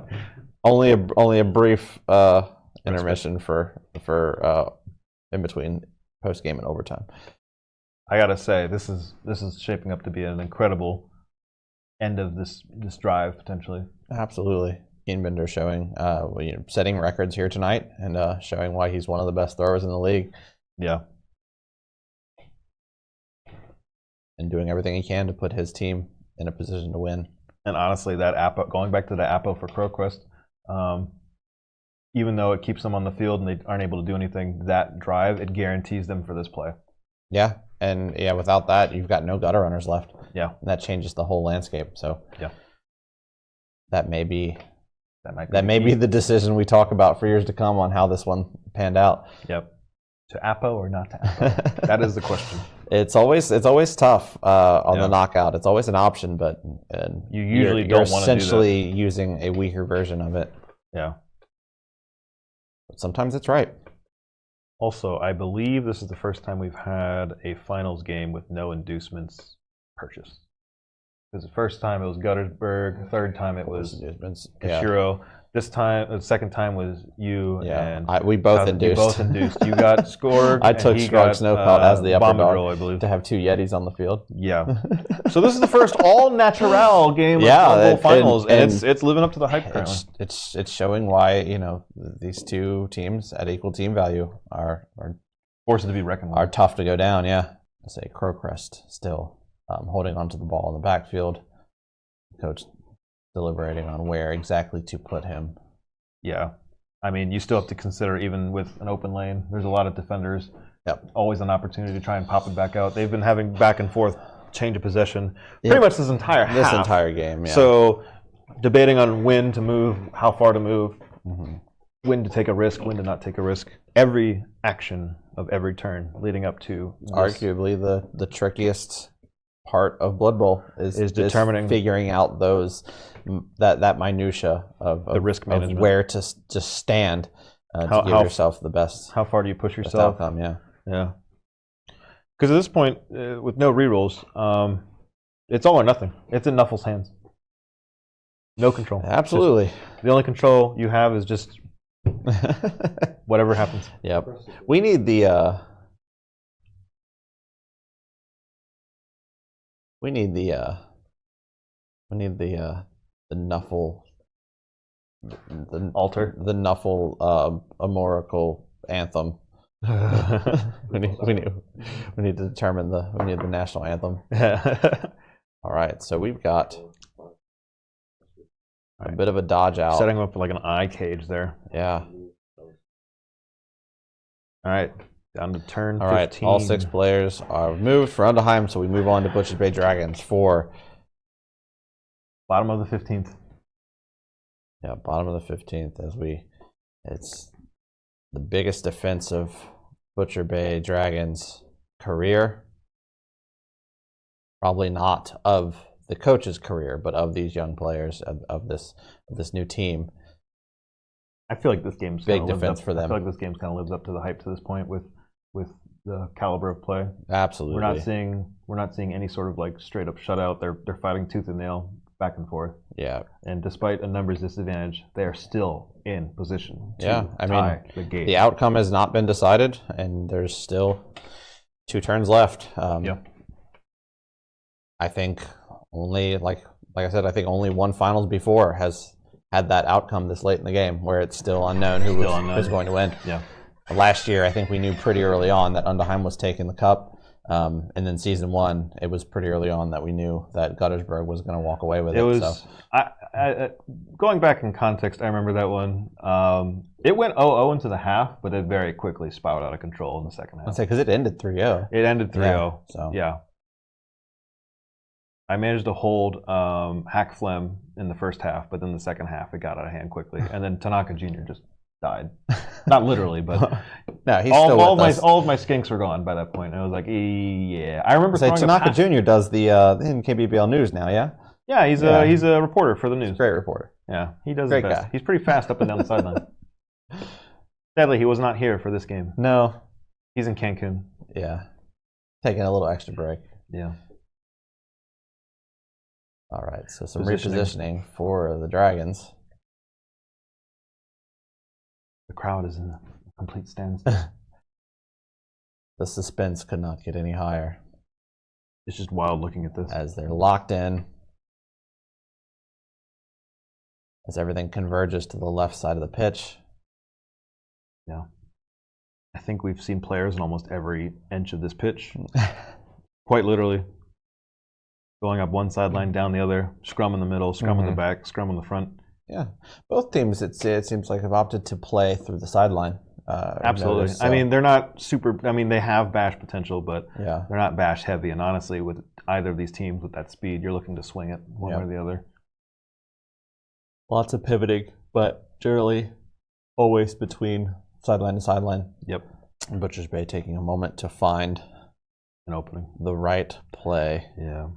And stay tuned with us because after this match, as it concludes, we will have an interview with the winning coach, followed by our trophy presentation. Absolutely. It'll be the first time. Oh, hello. Welcome. She-Wolf has followed. Welcome. You're watching the NKBBL finals. We are 2 turns away from either the end or potential overtime. So you came at a great time. Yeah, it's been, this whole half has been a knife's edge going back and forth, flipping in the middle of the line of slaughter here. Absolutely. First half, Butchers Bay, the Dark Elves, nearly took a lead, but failed to dodge. Coming out of the tie. Oh, rolled a 1. The reroll gets used here into a 2. Elven agility. I believe it was on a dodge out. Yeah. All right. So Elves doing elf things. Down to one reroll. Butchers Bay with a rather large numbers advantage, although by scoring on turn 14. 14? Yeah. 14, yes. 14, they did give an opportunity for Undaheim to get some KO recoveries back, which has led to this last breath push up the sideline. Yep, so there will be one more turn for Undaheim to even the odds here. A lot of critical roles throughout this entire game. Absolutely. There was the go for it fail, dropping the ball this half. The entire crowd in the room with us has just fallen silent as we watch this masterful defense from the Dragons. Going for it. A pair of go for it's. Out of no more rerolls. If this does go to golden goal, it will be. All right, so Nuffle's hand. It's all in Nuffle's hands now. No re-rolls between both coaches from here until next season. You're watching the NKBBL and Cabal Vision North. Yes, it is. Every activation is super tight now, as all the play has shifted to this left end zone here, or left sideline, sorry.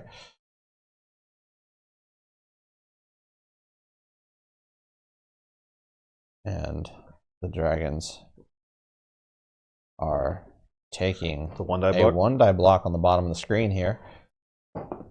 Pow. And gets the POW. Says, shove it. I don't need the reroll. I will just roll a 6. Knocks him down. Does not break the removal, armor. But it does tag the ball But carrier. he is touching the ball carrier. So critical block here down the final stretch. And it looks like we may be seeing the blitz incoming. 8 months. 11 weeks. There has been 11 games. It's been a long time. A lot of like I said at the start, there's a lot of 14 teams over 8 months. Hundreds of games, hundreds of games? touchdowns, hundreds of casualties. Yeah, dozens of kills. Yeah. What's the ball carrier? All of it culminates down in to this as the ball carrier blitz comes in. Going for it for the blitz. Got to roll to go for it, however. He rolls the 1. And he rolls the 1. He rolls the 1. My God. The crowd is stunned. 6. He's fine. However, that is the a armor turnover. doesn't break, but that's turnover, and it's turn 16 for the Rats Undaheim. to try and tie it up. With possession of the ball, there's a bit of a screen, but they're still away. I believe based on where they placed it before, they'd still have to do at least 1 go for it to score. Just as they're not out of the woods. They're not out of the woods yet. But a straight run would still be at least 1 go for it. The failed rushes this evening, Of just all on time- both teams, have of all- been so insane. All of the failed rolls in that last turn. Yeah. No rerolls for either squad. Yeah, 2 rerolls burned on that last defense. All right, the blitz is coming in. A 2-die block on the Witch Elf. On the Witch Elf, which does have sidestep, so it's being considered now. Reconsidered.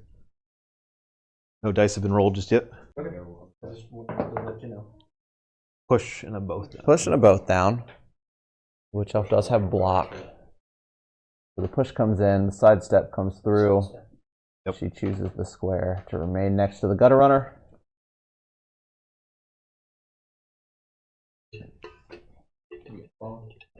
As we are in turn 16. Can the rookie sensation do it? Corporate Crow Crush has been the clutch player all season. He's got 1 shot to keep it in. He makes the 2+ dodge out. Got it. And he succeeds it. Running into 3+. another tackle zone, a 3+ dodge. He fails it, but he's got the dodge skill. Got it. And he gets it there. No dodge to save him here. A 3+, 2+ before he sees Succeeds. glory. 2. Succeeds. Wow, he's just a go for it away. Go for it. We're in overtime. And it is tied. The Undaheim Mighty Rats score the tying goal. So it goes to kickoff now. We are going to the kickoff. I have 1 turn before overtime starts. There is 1 turn before overtime. But then it's golden goal anyway. So it's basically turn 16 for you. The and then you equalizer. Wow. These rats, we've said it once, we'll say it again. These rats don't quit. You cannot quantify that tenacity. It's not on the stats, on the paper. You look at these numbers. You can say all you want about it. But when it comes down to it, when it comes to the clutch, the Rats have always found a way. All right, so we've got 1 more turn. Tankertail's back. Blitzer's back. Now that it's overtime, it's like Fingertail. All right. All Does he right, get another? so- It's still 7 squad. So but he gets a blitzer back, which is a key Skaven piece. squad does come back in with just 7 players. They do have both blitzers now. The chat goes wild. But only 1 gutter runner. As they will kick off to the Butchers Bay Dragons. The Dragons will play their turn 16, and then in the event that we are still tied, for those of you that are just joining us, we will go to a golden goal. Slightly edited overtime. Basically, it's golden goal. Play will continue on to turn 17, however it lies from turn 16, and we will play until a touchdown is scored or turn 24 commences. If turn 24 commences and we don't have a winning score, then we do the kickoff rule. But that is just the slight difference that we changed from the rule book, just so that way you guys know why we continue to play past this first turn of the Dragons offense. So Coach Quill, thoughts on this finals, man? This has been one of the best finals that we have seen, and the fact that we're going into overtime just potentially there might be a kickoff. That's true. That's true. I don't want to speak too soon. We don't want to speak too soon. However, there's probably a 95% chance this is going to go to overtime, barring a timeout and a quick score from the Dragons. It looks like we're going to see overtime for the first time ever in NKBBL history. So wild stuff. So Undaheim's defense is set up. We are awaiting the Dragons' offensive setup. They are set. Dustbuster to kick off. Dustbuster does have kick, so trying to pin opting for a bit of a short kick. Does get it 6 squares direction 4, which is forward. So using the kick it does go to the line of scrimmage here.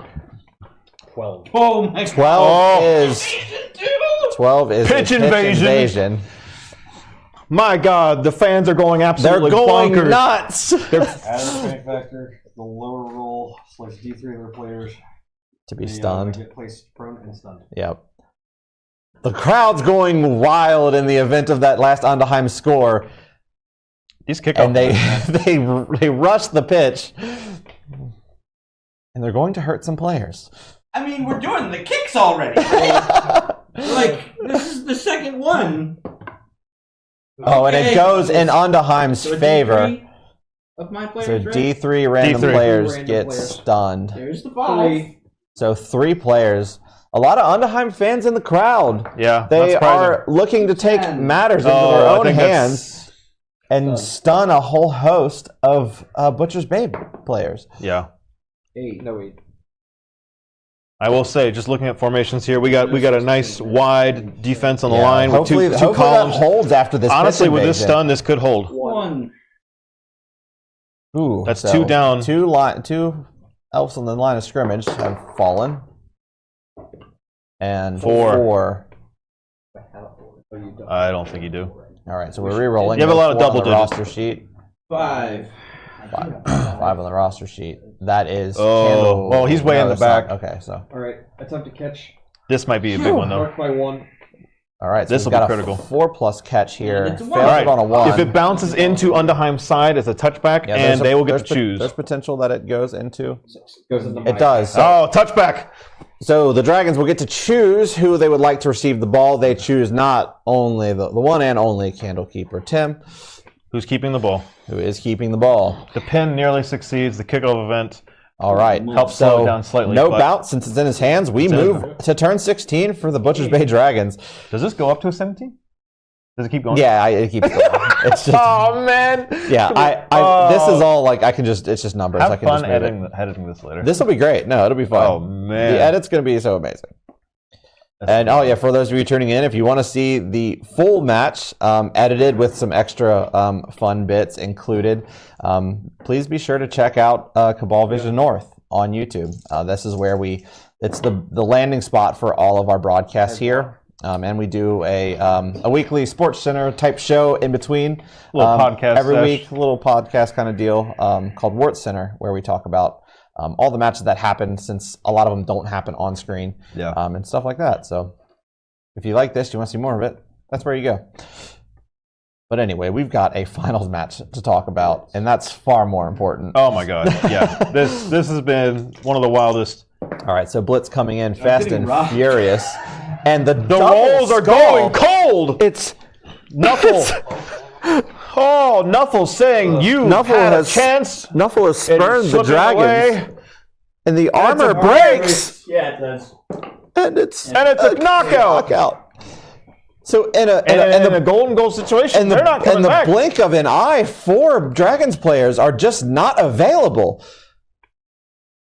And we move in to overtime. Turn 17 for Undaheim. The first turn 17. I'm going to take it back to the desk for a second. I didn't expect this is This is a short break before we get started. He's going to go pick up the ball, but certainly attempt to. I didn't expect anyone to get to a third score. But not like this. Like this is insane. We've never seen anything like this. The closest we've been of all the coaches here, Jordan, Undaheim Mighty Rats coach. He's played in the original overtime rules. So he's familiar with playing long playoff matches. So the edge, I would say, goes there. But the players' advantage, numbers advantage, a bit thinned out now with the pitch invasion. But they just keep finding a way. They keep sneaking Absolutely. through. All right. Well, without further ado, this break is over. Yeah. We don't have a break between this We got and nothing overtime. else. We're going right back into it. All right. Just nuts. Yeah, so we got 1, 2, 3, 4, 5, with the 6, knockout, 7 standing players for with Dragons. with the knockout and 3 stunned players. Yeah, it's 7 sevens. on 6. We're playing a game of 7s, man. Yeah. It's happening. Just on a big old pitch. Big old pitch, 7s. Very Slayers to play your butts here. All right, so a blitz comes in. Succeeds. 5. All right, so using all the movement to get there. Well, and throw the first block. Yeah. But Craven Slayer looking to chomp on a Witch Elf. Pow. He does get the POW, so no go for it would be necessary. Does he have a snack? With Mighty Blow. He gets it with Mighty Mighty Blow. Blow. And Just just a stun. It's just a stun, but 4 stunned Dragons players. There's so many stunned players on the pitch. The numbers advantage is now even. Yeah, effectively 6 on 6 now. But silver lining, the Dragons can potentially stand up some of the players. Can soon, potentially get up to 10, but they're going to have to survive this next turn. They have to survive the next turn. Yeah, that's the big one. And I expect the Rats to just try and tear it away. Rats are swarming. Yeah, Rats are going to swarm. Yeah, we'll cut to the overhead. As you can see, the ball up on your left side here as Undaheim makes their way across midfield. So, disastrous kickoff event for the Dragons where they have multiple stunned players. However, Touchbag lets Candlekeeper Tim keep the ball. Now, with Craven Slayer coming in, a key blitz opening up a hole, the numbers advantage is even. Mm-hmm. It's anybody's game. Yeah, it's anybody's game now.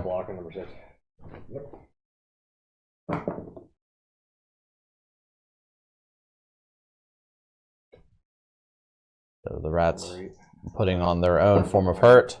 They roll. Does break the armor. Nuffle's leading towards them. Just a stun. So 5 stunned Dragons players. Good lord. As the effective players on pitch dwindles to 5. Undaheim has a numbers advantage now. Yeah. At least for this drive. Not what you like to see when you're up against Skaven. I think this is the first time all game. Completely dwindled down. Yeah. This turn 1 from Undaheim was disastrous, and they went down numbers almost immediately. And it was like that all game. Yeah. A couple key blocks and some fan intervention have even the odds. Yeah. Well, there's 16,000 fans in attendance. Honestly, most of our finals we have a lot of fan attendance. Their NKBBL fans are notably poorly behaved. They're very bloodthirsty. I say it is in Going a. for it. Seeds. Remember, neither of these coaches have rerolls. Yeah, no rerolls on either side. Rolls are rolls. Yep. Every roll is a critical roll. All right, 3+ dodge to get away from Lucy Hunts. He fails. Even with break 1. tackle, that would fail. Yep. Natural 1. All right. Breath of air. Armor comes in. Armor. Dragons maintain control of the ball deep in their own side of the pitch. They're definitely backpedaling at the moment, though. Yeah. You got pressure on the ball. A lot of players on the ground. 5 players stunned. Yeah, you have to figure out what to do. Exactly.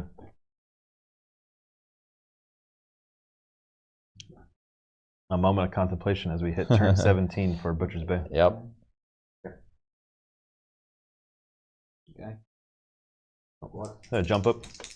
I'm not sure. Wouldn't all those players be stunned? I took a turn already. Oh, you did. Sorry. No, the kickoff was turn 16. Oh, you're 16. You're 16. So, sorry. Yeah, I know it was a short turn. So 3. I was saying 3 of them can stand totally up, but the other 2 have to stand up next turn. Put Streaker Dwarf on the pitch for $5. That'd be great. Yeah, the Streaker Dwarf. That is for the Sun Crush ball. All right, so push on Keen Bender. Yeah, a correction on my end. At least 3 of those stuns did fall off. Now there's only 2 It was just a very. stun players, still, that's less potential standing blocks they got. Yeah, That's for a sure. chunk of their movement cut away. And the blitz doesn't yield any results. No. Push. Important. Yeah, it does push It off can't- Keenbetter, the it does thrower. push the thrower away. Wild stuff.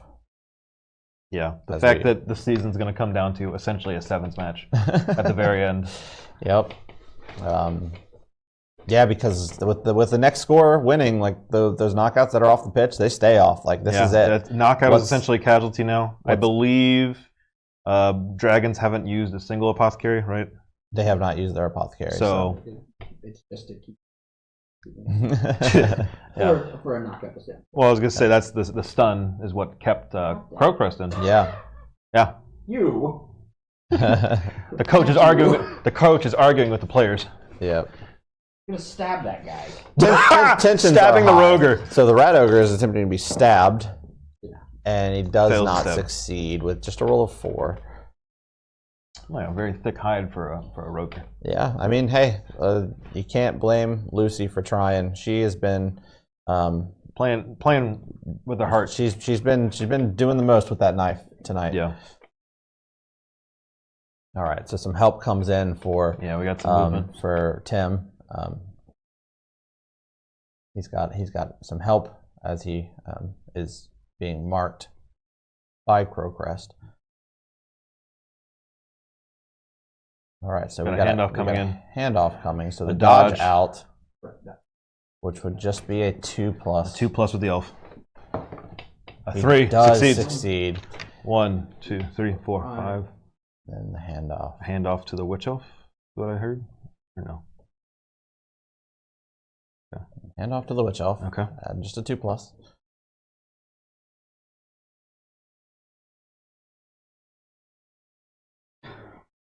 Contemplating.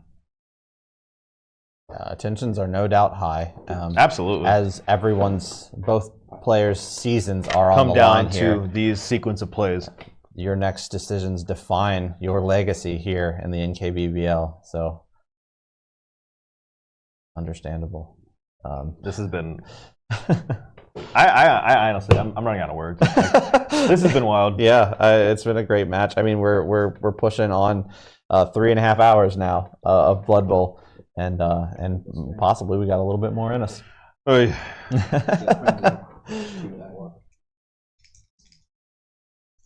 Got some block coming up. Pow on the line rat. The All not right. skulls. So Dark Elves go back to business of dropping every rat they see and breaking the armor. We're starting to get breaks again. And a casualty. Casualty. So a moment Of reprieve. for Yeah. all of the bad luck that has befallen the Dragons. I feel in this like overtime period. I feel like these last 6 or 7 turns of the fourth quarter, third quarter, fourth quarter, and now this have really flipped back and forth, especially opening out in this overtime with some bad rolls, but getting that dodge, getting that Just a handoff. miss next game. Just a mix next game. Which for the end of the season isn't much of anything. It inconsequential. I mean, the dodge handoff, huge, because obviously if you fail that, corporate can potentially just walk around, Sure, scoop it, yeah. and win the game. Like, there's so much going on here. And they're not out of the woods yet. There's still rats All right, nearby. so it looks like the Dragons are finishing their turn as the 2 stuns roll on their back, and we get into turn 18. Essentially turn 2 of overtime.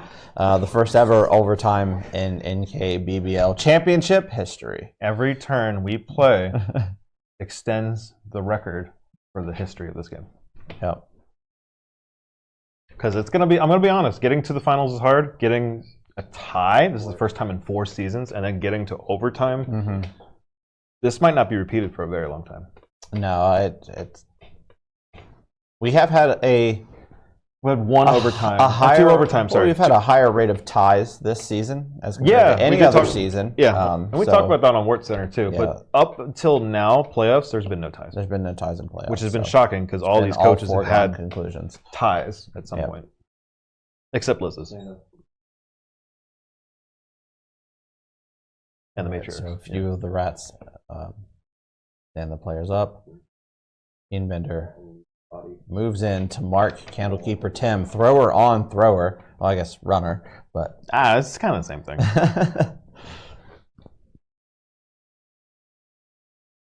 We got a traditional pocket passer with a little bit of run versus a. And the blitz is coming in. Here it comes. All right, so Blitzer with the blitz. it's taken a go for it. Succeeds. He succeeds the go for it, and we've just got a 1-die block here against a player with tackle. And the stumble comes in. Tackle triggers.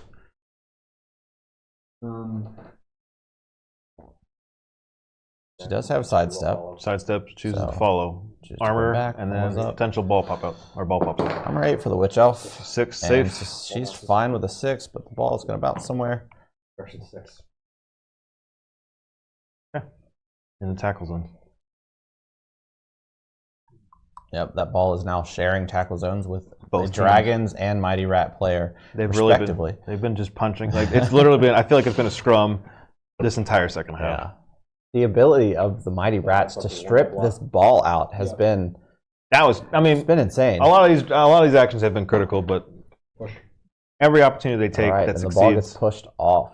Yeah. Or the Dragons player gets pushed off of the ball, and here comes Crowcrest. Crowcrest trying to save this season and then win the finals potentially. Yeah. The player that has dodge, he will have to dodge out, and then 2+ edge, so it will take a 2+ for him to pick the ball up. And 2+ are pretty standard, but no re-rolls. Any of these rolls between either coach can potentially end their season. Absolutely.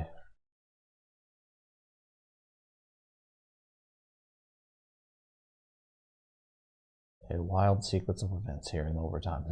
Yeah. In one of potentially, this may dethrone season 2 for the closest match of Blood Bowl that we've featured here. To me, it's the cherry topper here. How does this match actually end? That's Because true. the ending of season 2's finals was intense, but this match has been wild for a large part of it. There's been a couple instances where it was very lopsided, but it's come around, and now this is the culmination.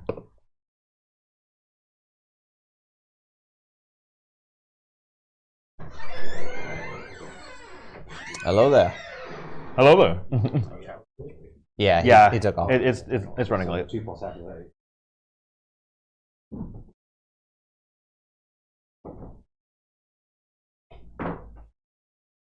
So Undaheim staring down a host of 2+, essentially. Yeah. Again, Blood Bowl's about a game of dice. At any point, one of those 2s might be a 1, but there's been a couple times this season where you get just enough of those rolls to pop off, and you're in this position now. Go with what you know. Yeah. I mean, just the multiple sequences of ball sacking that Undaheim has put on.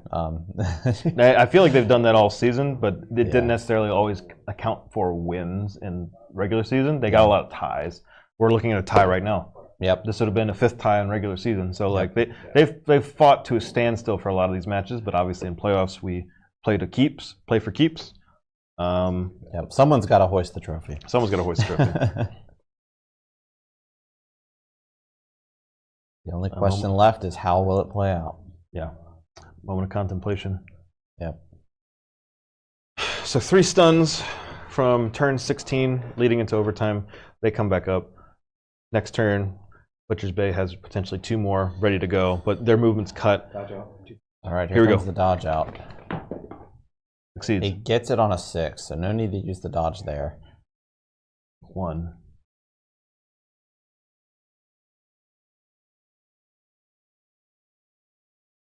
That was 2, yeah. 3.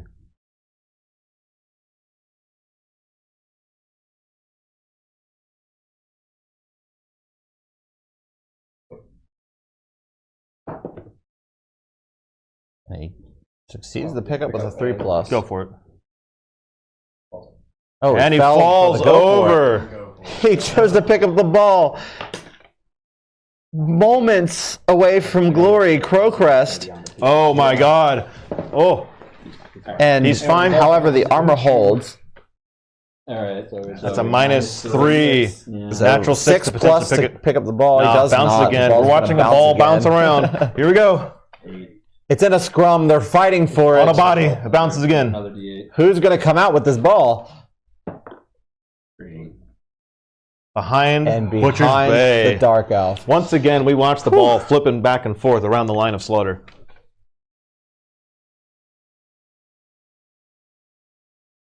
He scores going this way. Yeah. Woo, what a match, folks. Yeah, Big Cheese Whale says hi, Daddy. Daddy says hi. Hi, Daddy. I mean, I talked about that. I think that's kind of. What? No, no. We're not talking about that. No. I have opinions. There may or may not be children present. Let's Oh well, we've dropped a couple curses, so that's it.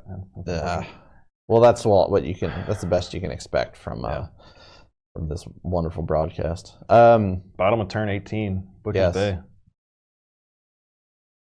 Butcher's Bay with control.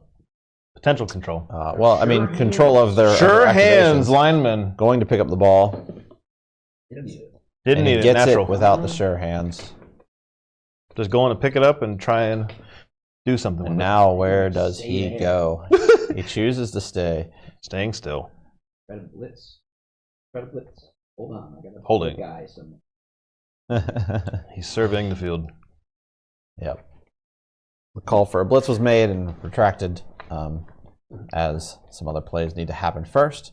Yeah, in our league, generally, if you declare an action but you don't start rolling dice, we're I pretty think lenient. that's- Even down to finals. But once you roll a die, it's over. I think that's a universal rule, just without question. Well, some people might be out about it, but All right, so he gets the push. all right. He's got the Follow frenzy here, so another set of blocks will come through. And another set of pushes. Keenbender, Double pushing. desperate to hoist that trophy, unwilling to go down. Yeah, he's standing mighty. I'd argue the pressure's enough to make diamonds at the moment for both these coaches. Another stab from Lucy Hunts. Yep. On the big guy. No successful stab. Roger just keeps, Craven Slayer just keeps getting shivs in the side of the ribs, but just stands tall. Thick skin on that rat ogre, for sure. Phenomenal.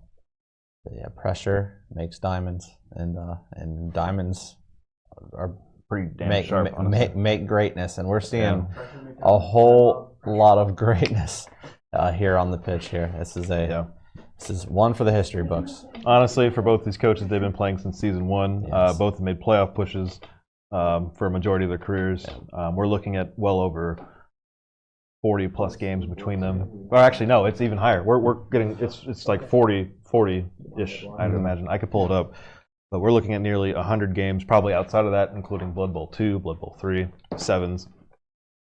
Stumble comes through. He does have the stand firm, but he will be down.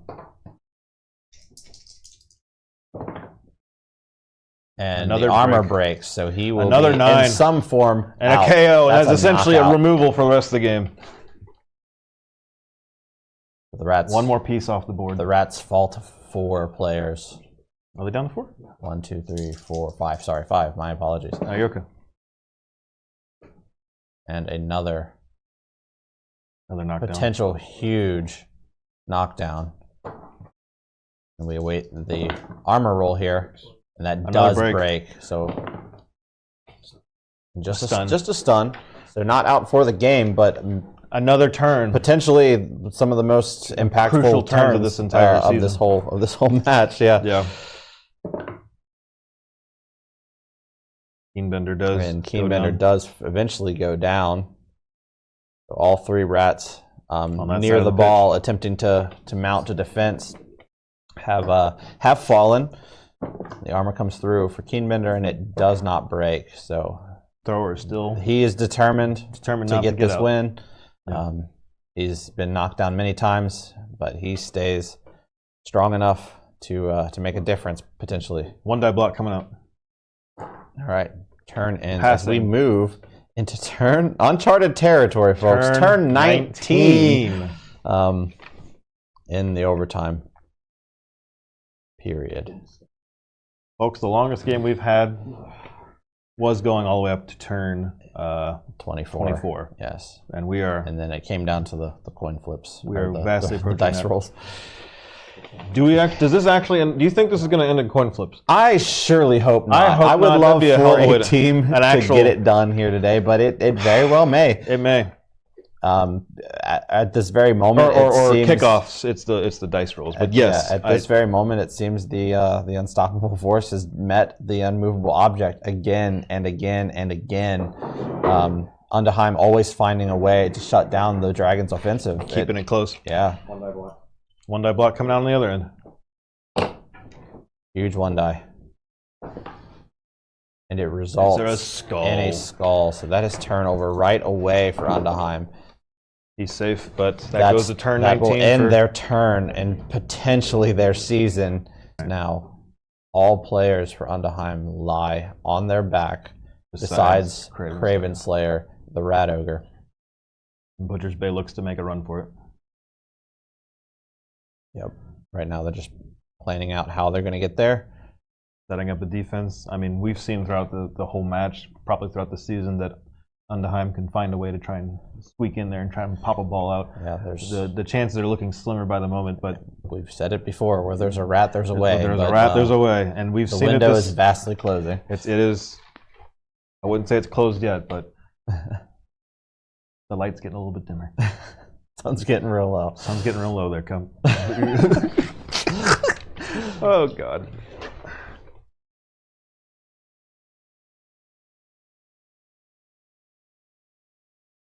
Another stab on Craven Slayer.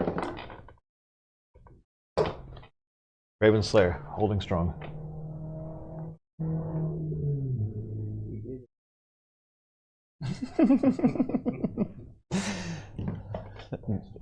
It sounded like a man with a large member has just driven by.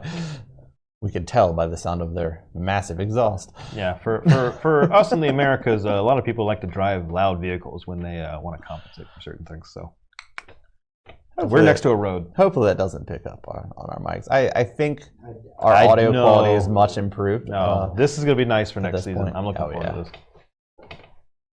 And you can get them walking around. Not every season, not every stream game is going to be this, but at least having the coaches on wireless live that'll be help awesome. a lot. Got a blitz coming from Craven All right, Slayer. Craven Slayer going for the blitz.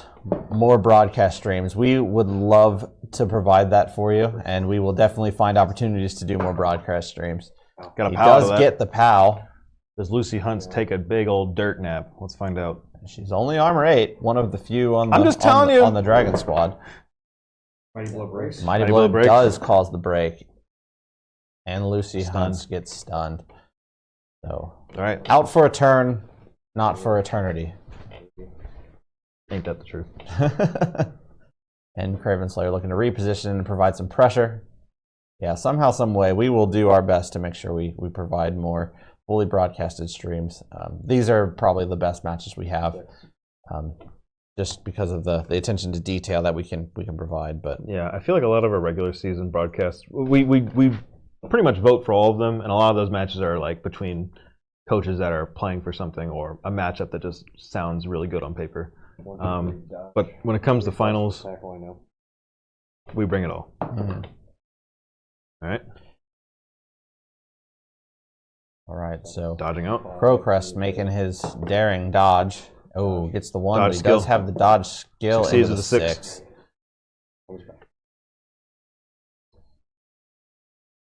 If you listen closely, you could hear the sound of buttholes puckering and immediately unpuckering.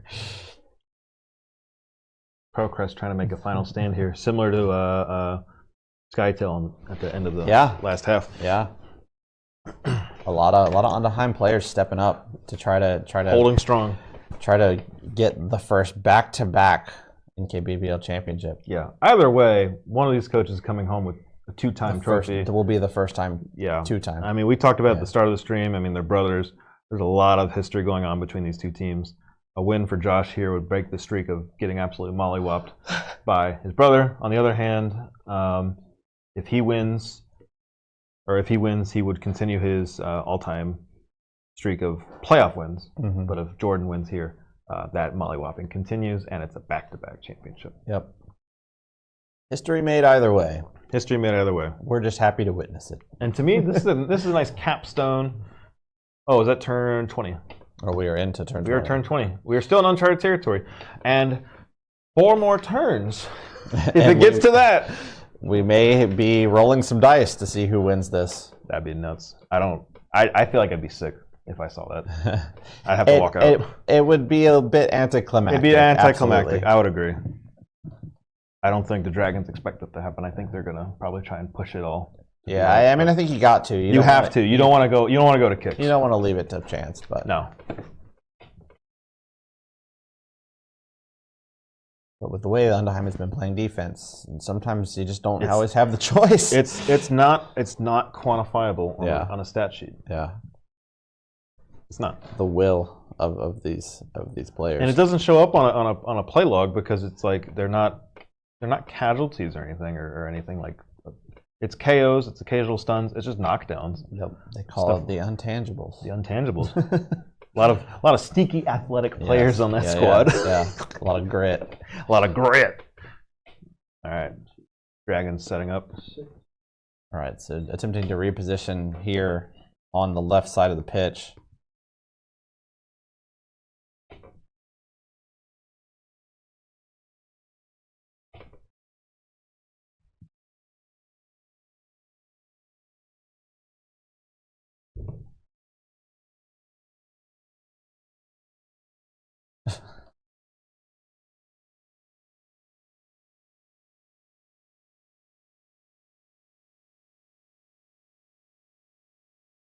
Alright, so ball carrier is on the move.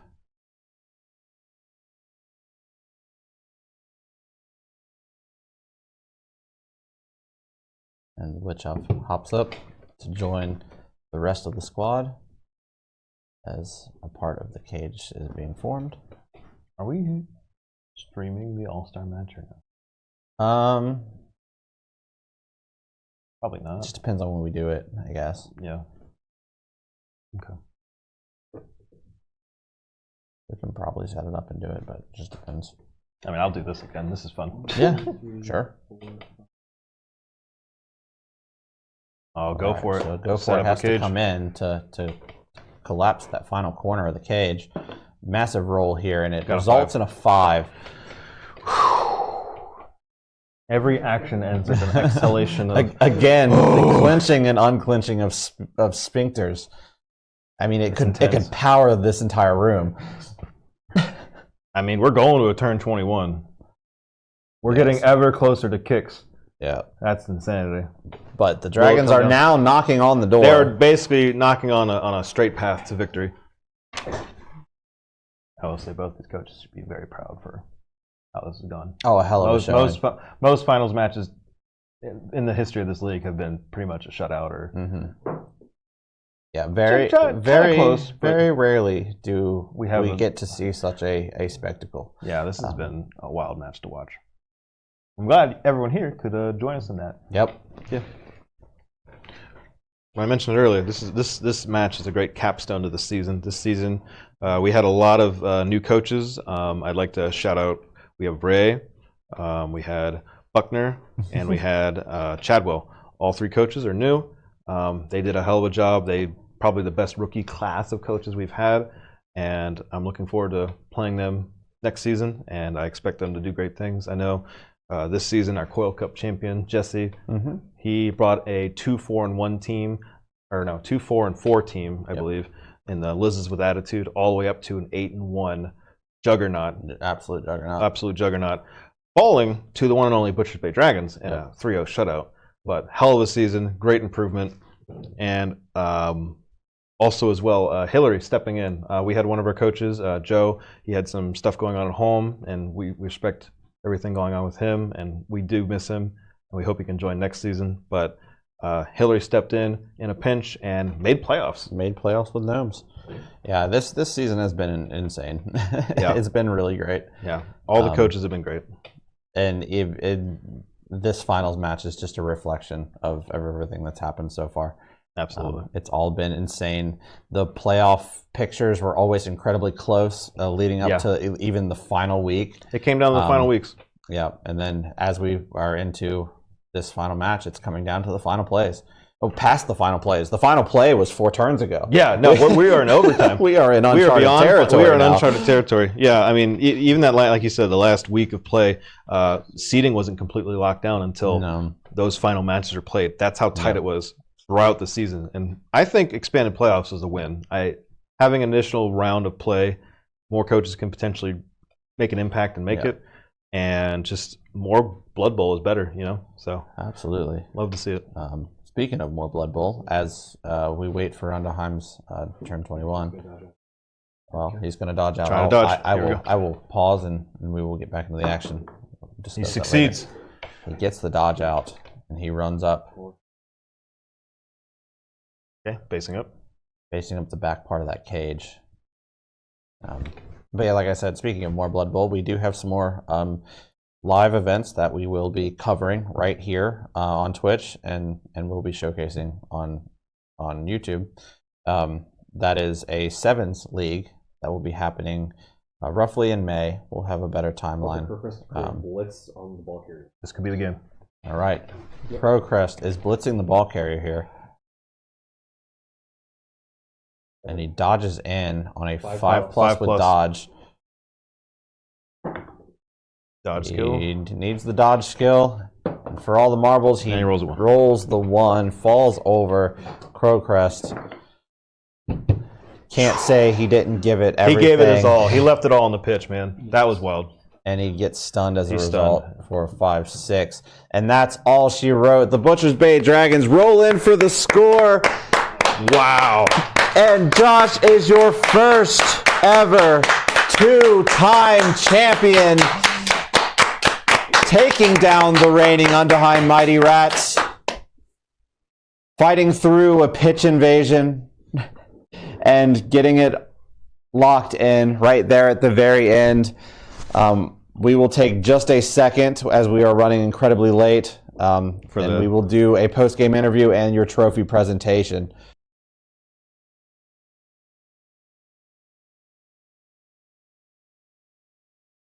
Congratulations on your second NKBBL championship. Yep. Hard-fought victory. First time you've beaten your brother ever in league. That's true. This is your streak of undefeatedness in postseason continues. Tell us what you're thinking right now, winning your second championship with a different team in this league. Well, I'm just happy that I can get to play the game, and I always play to win, and I ended up being the guy that won today, and I'm just happy to be here. Really, I said at the beginning of the season that I was going to win it all, and I won it all. So yeah, well there it is. Gonna redraft? Gonna continue the tradition? Yeah, they're coming back. Dragons are coming back next season. All right, you heard it here first. Butcher's Bay Dragons are coming back to defend their title in season 5. Mm-hmm. Absolutely insane sequence of events. Yeah. Tell us, this is the first overtime in finals. You've played in overtime once, way back in season 1 against Queen City Kings, the undefeated team. Mm-hmm. Tell us about your thoughts handling overtime with everything going on, especially with that opening kickoff. Well, going into the last end of the second half, I knew that I was going to receive for golden goal should he score and tie it up, and I was feeling pretty confident before my last turn of the second half until I used both of my remaining rerolls, and then the kick happened, then it was officious ref. Yeah. So that got really scary very quickly, but fortunately there's just too many rolls to be made, and eventually something falls short at some point, and I was able to recover from that. And it was still a very close game. All right, that's Blood Bowl, baby. Goodness, I don't know what to say, honestly. One final question before we hand off the trophy. Yeah. Tell us, you and your brother, you have a long history together. Yeah. Tell us what this match means to you, and tell us your thoughts about everything going on into this. The Blood Bowl is one of the games that me and my brother play together, and it's always a joy to hang out with him and it's the best feeling in the world to have family that is a friend. Not just not just by blood, by blood, but like he's a great guy. I love that guy. Yeah, and it feels so good to be able to share a moment in the spotlight, the top 2 teams in the entire league like that. So yeah, I know it's just a tabletop game, but you'll look back on this memory with him. Yeah, I mean, it's competition no matter what level you're at. So yeah, it's been wild. All right, and with that said, I'm gonna go ahead and step out of the way and let Coach Coyle here. You are the NKBBL champion yet again. I am the NKBBL champion. I have a better place to put this year. We'd love to hear it. We'd love to hear it. We'll keep it safe. Congratulations and good luck next year. And yeah, it's going to be great. Yeah, Another good year of Blood Bowl. Excellent. Thank you.